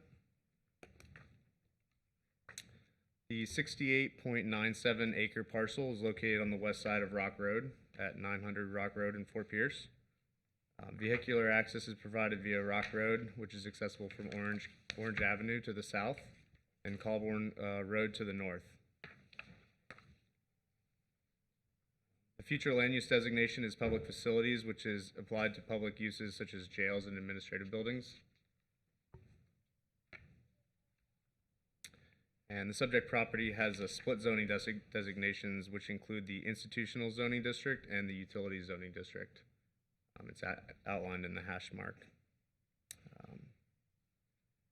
The visitor center and the warehouse will both be constructed within the portions of the property zoned for institutional uses, and the properties situated to the north and east of the subject property are zoned heavy industrial and commercial general. The subject site provides notable geographic separation and ample vegetation, buffering from the J Gardens residential subdivision located to the southwest. For clarification of the proposed site locations, the aerial map depicts the location of the proposed visitor center situated to the east of the existing correctional facility, and the proposed sheriff's warehouse that'll be constructed to the north of the existing information technology center adjacent to Rock Road. The proposed 7,200 square foot visitor center is intended to enhance site security by limiting public access to the correctional facility, as well as providing a virtual interface with inmates from a remote center located outside of the secure correctional facility. Correctional officers will be stationed at the visitor center 24 hours a day for security purposes, with normal visiting hours maintained as they currently are for the correctional facility. The facility meets the basic use and dimensional standards, including setbacks and building coverage, while providing required access, on-site parking, landscaping, and pedestrian connectivity. Visitor center will meet the county's architectural standards in order to complement the existing correctional facility. The 27,000 square foot warehouse facility is intended for evidence and record storage for the St. Lucie County Sheriff's Office and will be closed to the outside public. The warehouse will operate with a sheriff's deputy on site between the hours of 7 a.m. and 5 p.m. However, the site will be accessible by the Sheriff's Department 24 hours a day and equipped with an access control gate to provide security from the outside public. An emphasis on the architectural standards will be focused on the building elevation facing Rock Road, as the north, south, and west building faces will be shielded by native slash pines and oak trees. Both the visitor center and the sheriff's warehouse will provide connection to the existing water and wastewater services through the FPUA service area, and electric services will be provided by Florida Power and Light. A major adjustment to the conditional use and major adjustment to the major site plan conform to the standards of review as in St. Lucie County Land Development Code sections 110207 and 110703 and are consistent with the St. Lucie County Comprehensive Plan goals, objectives, and policies. Staff is recommending the Board of County Commissioners grant approval of the requested major adjustment to the conditional use and the major adjustment to the major site plan, subject to the following conditions of approval. Prior to the issuance of a building permit or within 90 days of the site plan approval, the developer shall pay a fee in lieu of for construction of a sidewalk. The visitor center and warehouse structures shall meet the architectural standards outlined in Land Development Code 71024. Prior to the issuance of a certificate of capacity, the applicant shall submit an updated site plan identifying a 10-foot future right-of-way reservation along Rock Road. And prior to the issuance of a certificate of occupancy, all Category 1 listed invasive species shall be eradicated from the site. That concludes my presentation. Ken Waters from the Sheriff's Office is also available to answer any Okay, thank you. Before I open it up under public comment, is there any questions? I have one, but I'm going to go ahead and let the board ask first. Commissioner Hutchinson? I just have a couple of them. One's a procedural issue. Are we going to be hearing? I know this is a I'm going to public do hearing. this. Are you going to do both of them? I'm going to do this, and then I'm going to jump over to regular agenda so that in respect of the gentleman's time from the Sheriff's Department and staff, we're going to go ahead and move to the regular agenda, and then we'll come back to public hearings. Okay, that was Yeah, the I was going to procedural do that one. too, so that they didn't have to stay. And then my other question was in my conversation with staff in regards to this one, and we've done this in the past, I'd like to ask that if there is a request for payment in lieu of for the sidewalks, if those funds would be designated, as we've done in the past on some things, specifically there on Orange Avenue. It's on the screen. I put the image on the screen for you. Okay. Where we have a lot of issues as they're going, is inmates are released and they may be walking down to the Kings Highway, and we've put millings out there. They've been grasses grown through, and it's more of a safety issue. I agree. So instead of a sidewalk on Rock Road, I'd really prefer it out on Orange Avenue. And then my other comment is just, as I discussed with staff, is that I would hope when it comes to landscaping and sidewalks and all of that kind of thing, we take into consideration, I'm sure the Sheriff's Department is much more knowledgeable of this than I am, that there are homeland security issues when it comes to surveillance and so forth, that they cannot always meet what we may require due to those issues. And we've seen that in the past, so I just don't want that to happen again. Okay. Any other questions, comments? Commissioner Bartz? Yeah, thank you. Madam Chair, is there any way that we can possibly, if we're going to put sidewalks in and do some landscaping, can we put a bus stop there? Plan for the corner of Kings. We've had that conversation. I actually had that conversation today with staff, and there is a meeting set up with the transit, Mr. Tipton, and the jail, and they will be reporting back to the board after they have that meeting. Okay, I apologize. I didn't know of No, that that's okay. discussion. It's in conversation. Any other questions? Okay, I do have one, and Toby, you can probably answer this. I'm not, this isn't anything negative about this, but I was just a bit concerned because I know the medical at the jail is really, really important, and I don't know that the facilities are what are needed. So I just asked staff, and I think Mr. Tipton and I had this conversation. I know there's a need for this, but why are we not addressing the medical out there at the jail? Because to me, that's a greater need than a visitation. It's a good question. The visitation is being paid for by a public-private partnership. So okay. Aramark and GTL are paying for the building. The county's donating the land, basically, that already exists. So those dollars couldn't be used for those.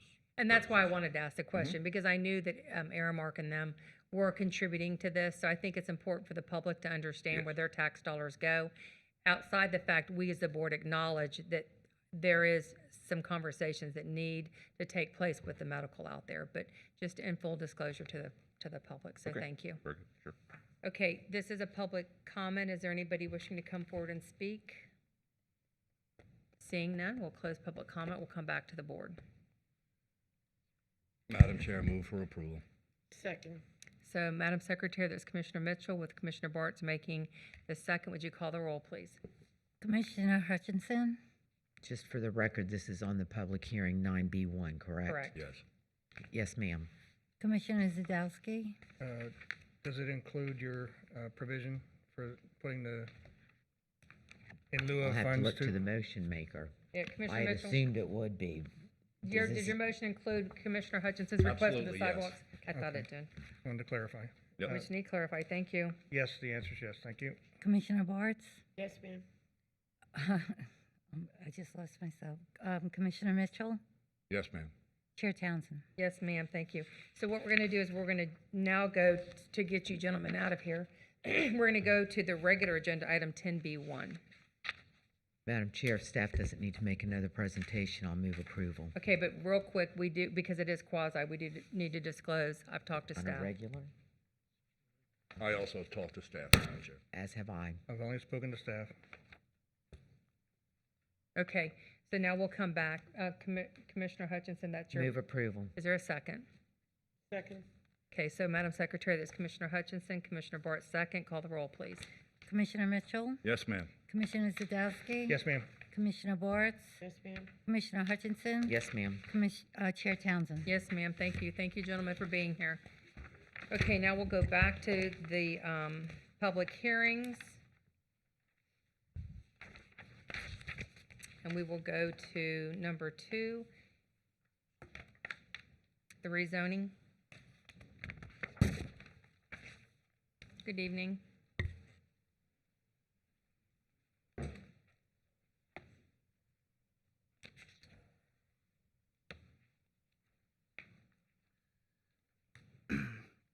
Good evening, Madam Chair and Commissioners. For the record, my name is Tahir Curry, and I'm an Associate Planner with the Planning and Development Services Department.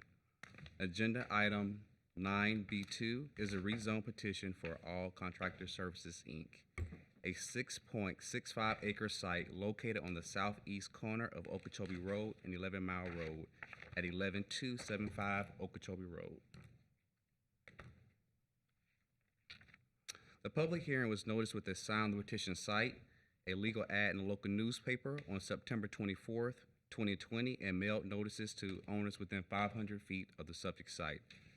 Proof of advertising is provided within the agenda packet. Mailed out notices were sent out to 12 property owners within 500 feet of the subject site. The planning department did not receive any responses.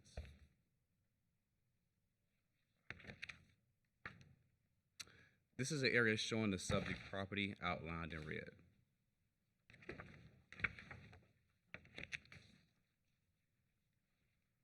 The future land use designation is residential estates.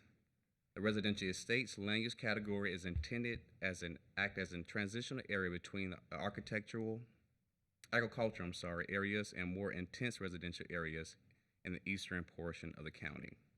The proposed rezone to AG 2.5 zoning district is consistent with the residential estates land use designation per the comprehensive plan table 1.3 land use designation zoning compatibility chart.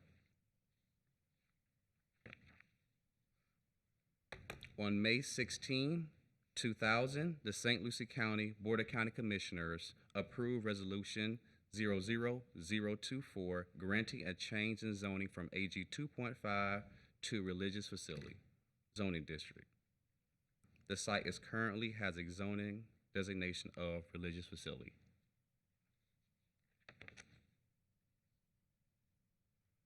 The proposed rezone petition will conform to the minimum lot size and dimensional requirements in accordance to the St. Lucie County Land Development Code, Section 70401 for the AG 2.5 zoning district. The surrounding properties are also surrounded with AG 2.5 zoning district.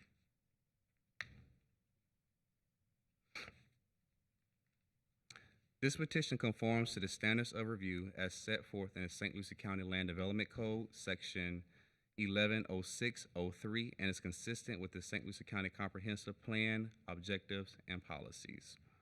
On August 20th, 2020, the Planning and Zoning Commissioners voted unanimously to forward this petition to the Board of County Commissioners with a recommendation of approval. Staff recommends approval for this zoning atlas amendment. This concludes my presentation. The agent and the applicant is here for any questions. Thank you. Real quick, this is a quasi-judicial. Is there any disclosures? I'll disclose. I've talked to staff and had brief conversation with the applicant. Commissioner Mitchell? Staff. Staff. Only staff. Staff. Thank you. Is there any questions for the staff member? Okay. Is there any questions for Dennis? Seeing Madam none? Chair, move for approval. Is there a second? Second. Madam Secretary, Commissioner Mitchell with Commissioner Zadowski making the second. Call the roll, please. Commissioner Hutchinson? Did we open for public comment? Oh, I'm sorry. We do need to open it for public comment. Oh, yeah. I guess we're forgetting, aren't we? Yes, this is a public comment. Is there anybody Like the wishing to regular. come forward? Seeing none, we'll close public comment. Commissioner Hutchinson. Okay, now call the roll. Thanks. Commissioner Hutchinson? Yes, ma'am. Commissioner Thank you Barnes? for the reminder. Yes, ma'am. Commissioner Zadowski? Yes, ma'am. Commissioner Mitchell? Yes, ma'am. Chair Townsend? Yes, ma'am. Thank you. Thank you very much. Thank you. Thank you to the applicant. Have fun. Good luck. Thank you. We haven't had a long one like this for a while. We have so we're- not, have we? I think I need coffee. Okay, we will move to item 3.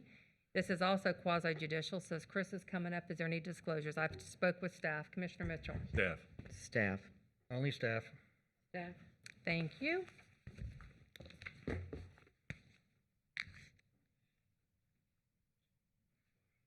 Good evening again. Good evening. This is a quasi-judicial public hearing. For the record, my name is Chris McCrane, Associate Planner with the Planning and Development Services Department. Tonight I'll be presenting Agenda Item 9B3, a rezone petition for Lucina Garcia. In accordance with public notice requirements outlined in Section 11.00.03 of the St. Lucie County Land Development Code, Public notice was advertised in the St. Lucie County News Tribune on September 25th, 2020. Notices were mailed out to 28 surrounding property owners within a 500-foot radius of the subject property.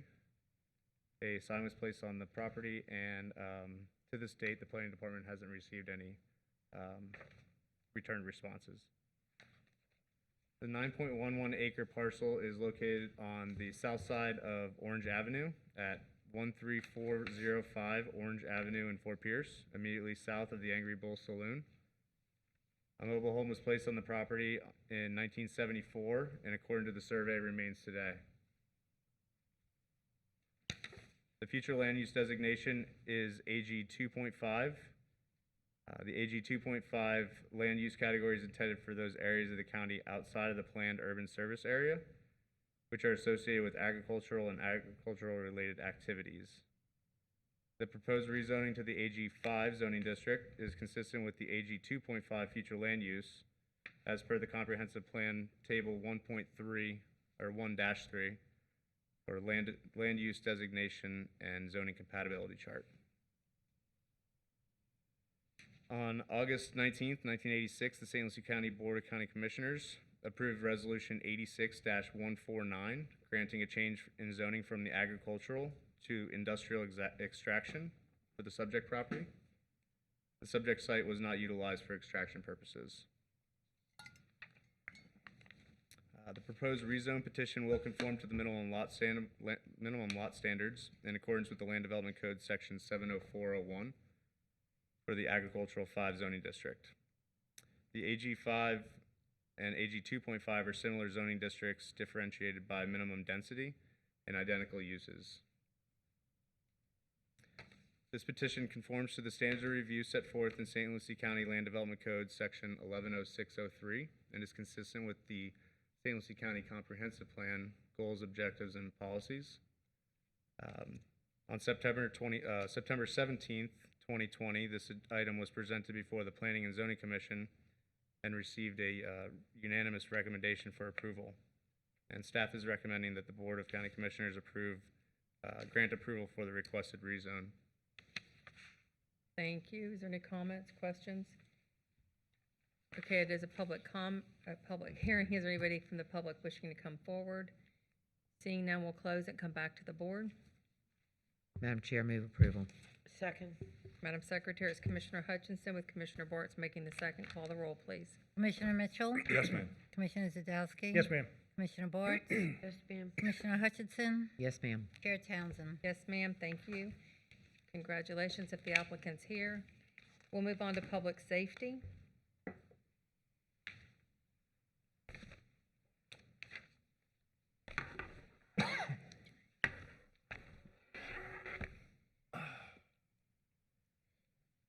Good evening, Madam Chair, members of the Commission.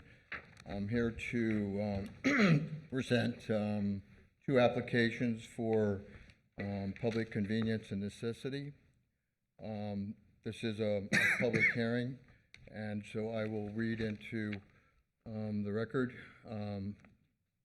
Notice is hereby given that the Board of County Commissioners of St. Lucie County, Florida will hold a public hearing to consider a new application from Coastal Care Corporation, DBA Cleveland Clinic Advanced Medical Transport for a Class B Certificate of Public Convenience and Necessity as set forth in Section 18-56 of the St. Lucie County Code of Ordinance at its regular meeting on Tuesday, the 6th day of October, 2020 at 6 p.m.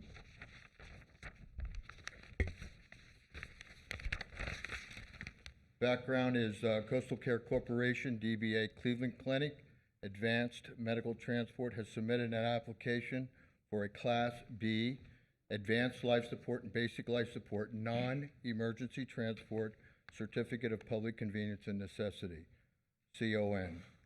At its meeting on August the 3rd, 2020, the Emergency Medical Services Advisory Council reviewed the application and determined the application was in compliance with the standards of review set forth in Section 18-54 of the St. Lucie County Code of Ordinance. Accordingly, the council voted 4-0 to approve the application. Public Safety Director has notified the city managers of Fort Pierce and Port St. Lucie of the opening of the pending application. To date, no response has been received from the cities. Copies of the application and sections 18-54 and 18-56 of St. Lucie County Code of Ordinance are attached. Notice of the October 6, 2020 public hearing was published in the News Tribune on September 21st of 2020. Staff recommends the board determine the application of Coastal Care Corp., DBA Cleveland Clinic, Advanced Medical Transport for a Class B Certificate of Public Convenience and Necessity meets the standards of review set forth in Section 1856. Approve the application and authorize the chair to sign the Class B Certificate of Public Convenience and Necessity. It is a public hearing. Thank you. Any questions? This is a public hearing. Anybody wishing to come forward? Seeing no one, we'll close it, come back to the board. Move approval. Second. So, Madam Secretary, that's Commissioner Zadowski, Commissioner Bartz with the second. Call the roll, please. Commissioner Mitchell. Yes, ma'am. Commissioner Hutchinson. Yes, ma'am. Commissioner Bartz. Yes, ma'am. Commissioner Zadowski. Yes, ma'am. Chair Townsend. Yes, ma'am. Thank you. Item 2. This is the second application. Notice is hereby given that the Board of County Commissioners of St. Lucie County, Florida, will hold a public hearing to consider a new application from MV Transport, Inc. for a Class F Certificate of Public Convenience and Necessity as set forth in Section 18-56 of the St. Lucie County Code of Ordinance at its regular meeting on Tuesday, the 6th day of October, 2020 at 6 p.m.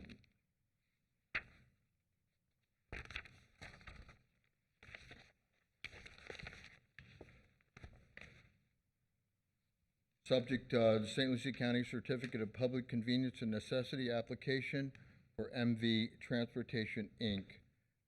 MV Transportation, Inc. has submitted an application for a Class F wheelchair Certificate of Public Convenience and Necessity.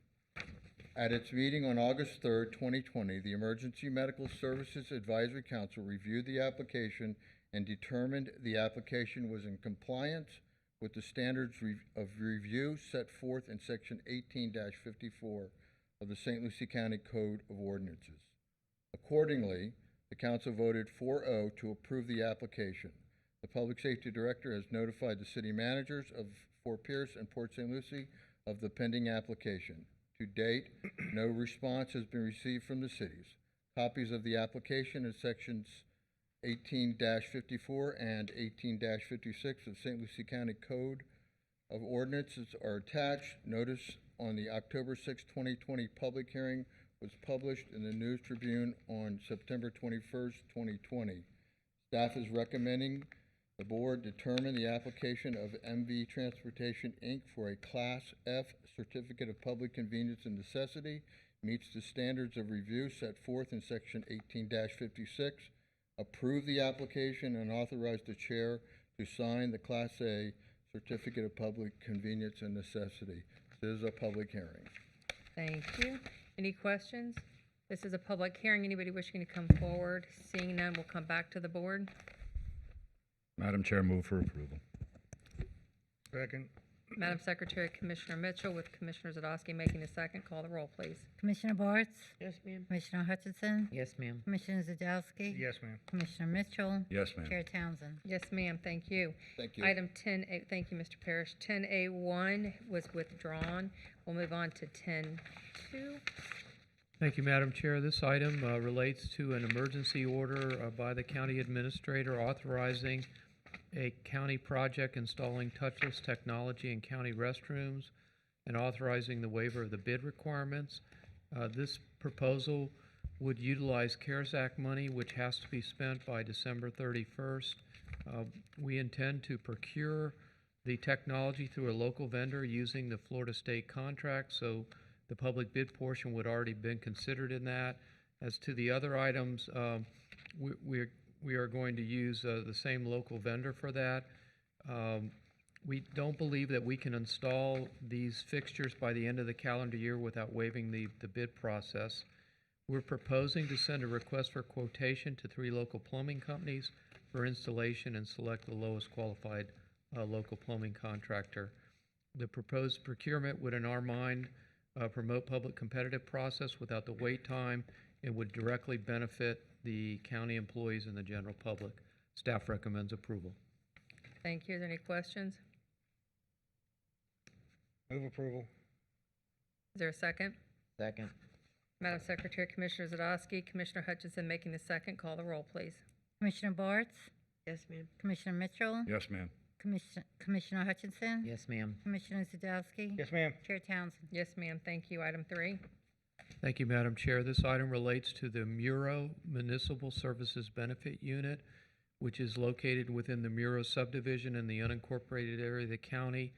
The MSBU would provide potable water service and fire hydrants to the subdivision. The service provider is FPUA. The board previously approved a resolution at a public hearing. There were 63% of the affected property owners in support. We also, in September of this year, adopted a final assessment resolution. Therefore, we're ready to fund the proposed MSBU improvements. We utilize our financial advisor to make recommendations on that issue, and he has done that. And September 11th, he sent a memo recommending that we utilize Center Bank as a sole source to finance these improvements. And in his memo, which is attached, he indicates that the prior 2 assessment deals had similar characteristics, and the RFP process was won by Center Bank, and in the latest one, State Bank was the only respondent. They have offered an indicative interest rate of 1.71%, which is extremely competitive, and when we're ready, they could lock that interest rate, whatever the interest rate is at that time, 45 days prior to closing. Based on the recommendation of the county's financial advisor, staff recommends approval. Thank you. Any questions? If not, I'll entertain a motion. Move approval. Second. Madam Secretary, Commissioner Zadowski, Commissioner Hutchinson with the second. Call the roll, please. Commissioner Bartz? Yes, ma'am. Commissioner Mitchell? Yes, ma'am. Commissioner Hutchinson? Yes, ma'am. Commissioner Zadowski? Yes, ma'am. Chair Townsend? Yes, ma'am. Thank you. Item 4. Thank you, Madam Chair. This item relates to Clover Park, the home of the New York Mets. This would be addendum number 6 to an agreement with HORE Program Management, also known as HPM. They're the county's project manager and have been since the beginning of the project. We are coming to a conclusion of the project, but there are still a number of punch list items and payment issues. We believe at a staff level that we need to extend the term of the agreement with HPM through October, November, and December of this year to hopefully close the project out at a cost of $45,450. Staff recommends approval. Thank you. Come back to the board. Questions? Second. Okay, so Madam Secretary, Commissioner Bartz with Commissioner Hutchinson making the second. Call the roll, please. Commissioner Mitchell? Yes, ma'am. Commissioner Zadowski? Yes, ma'am. Commissioner Hutchinson? Yes, ma'am. Commissioner Bartz? Yes, ma'am. Chair Townsend? Yes, ma'am. Thank you. We've heard item 5. Number 6, Mr. McIntyre. Thank you, Madam Chair. This item relates to the Tilton Road watershed. The board is aware we've improved Tilton Road some time ago, and we have received drainage complaints from property owners fronting the road. We've implemented some improvements to the roadway system, but to some extent, the improvements have generated additional complaints or concerns. We believe that at a staff level, it's prudent to conduct an analysis of further improvement options before any further options are implemented. In this regard, we've solicited a proposal from Kimley Horn to evaluate those options. This firm was chosen because of their familiarity with the drainage basin and the prior improvements. A copy of their proposal is attached. The proposed compensation is $66,210. Staff recommends that the board approve the proposal and authorize the chair to sign the proposal. Madam Chair, I just have a couple questions for the record. Go ahead. In my conversations with you earlier this week, Mr. McIntyre, you said there was like a 3-month, we would have this back to us. Am I Yes, remembering ma'am, that correctly? that's right. It's supposed to be completed by the end of December. Okay, I'm asking on the record if the board would support my efforts in having this, when that report comes through, having it brought to an informal for discussion, because I do believe there's a much bigger discussion that needs to be had as we move forward. I agree 100%. to find a solution. Okay. The big picture. Big. Yeah. Yes, ma'am. Okay, and also, yeah, because Commissioner Hutchinson, I agree. I think, and I'm hopeful that Road and Bridge and the drainage and everything can find a way, because I know you know better than anybody.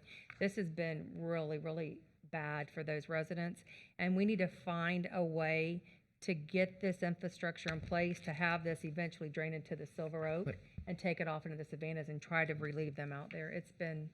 And again, I won't go into it because it's Right. already getting late and this will be coming back, but I have bigger questions than that in regards to Hog King Slough, which is, Right. we've had problems on, and that's where it's going to ultimately flow to. The cost of this, does that get bumped? Does it bump already existing projects and drainage issues Right. that we've got ongoing and trying to get addressed? So to me, there's a bigger No, I picture agree. discussion that needs to be I had. agree. So is that your motion to approve? I'll motion to approve it under that condition that it will come back to the board Okay. for discussion. Is there a second? Second. Madam Secretary, it was Commissioner Hutchinson, Commissioner Zadowski with the second. Call the roll, please. Commissioner Mitchell, Yes, ma'am. Commissioner Bartz, Yes, ma'am. Commissioner Zadowski. Yes, ma'am. Commissioner Hutchinson, Yes, ma'am. Chair Townsend. Yes, ma'am. Okay, item 7. Thank you, Madam Chair. This item relates to the CARES Act funding agreement. We have a proposed amendment number 1. We did receive notification back in June that we were getting CARES Act money. We approved the agreement at that time. In September of this year, we received an amendment from the Department of Emergency Management.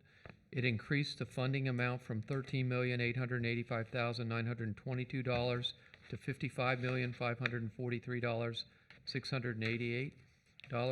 The Public Safety Director signed the amendment on September 24th because it's a time-sensitive item. But we're recommending that the board ratify that signature. Please note for the record that we also have received a second allocation of CARES Act funding in the order of 20%, which equates to an additional $11.1 million. And we've submitted a draft spending plan for the use of those dollars. Staff is available if the board has any questions about that item, but we're recommending that the board ratify amendment number 1 as executed by the Public Safety Director. Thank you. Is there any questions? Move approval.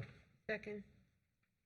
Madam Secretary, it's Commissioner Zadowski with Commissioner Bartz second. Call the roll, please. Commissioner Mitchell, Yes, ma'am. Commissioner Hutchinson, Yes, ma'am. Commissioner Bartz, Yes, ma'am. Commissioner Zadowski. Yes, ma'am. Chair Townsend.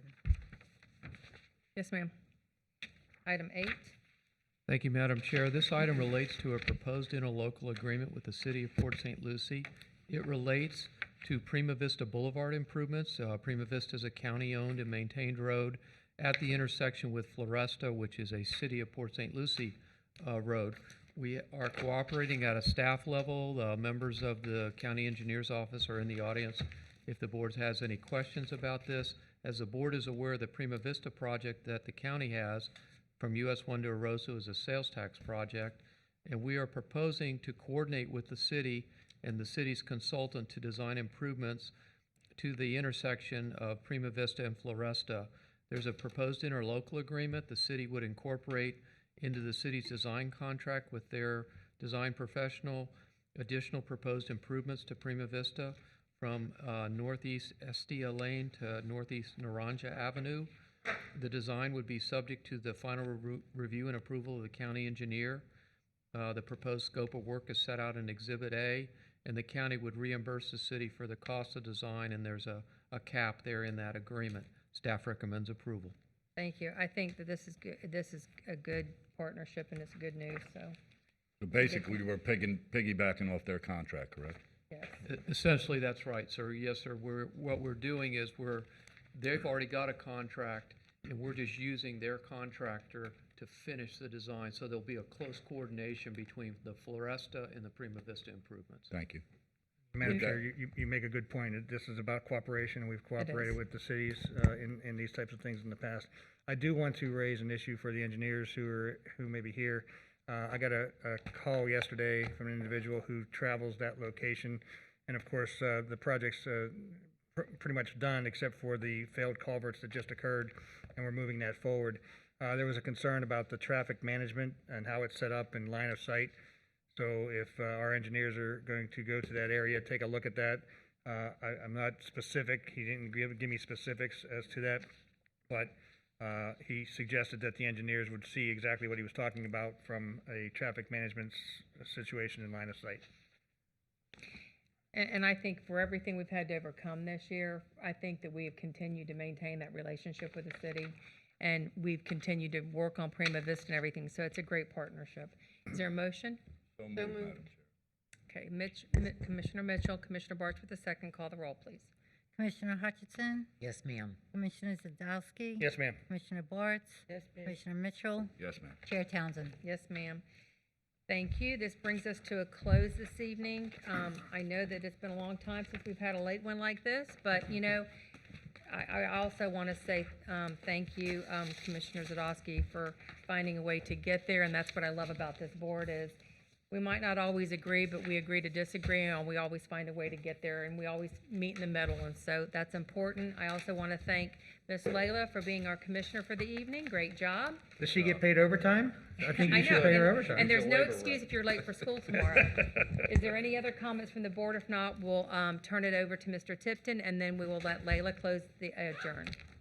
Thank you, Madam Chair. Our next board meeting will be an informal or workshop meeting on Tuesday, October 13th, beginning at 9 a.m. here in these chambers.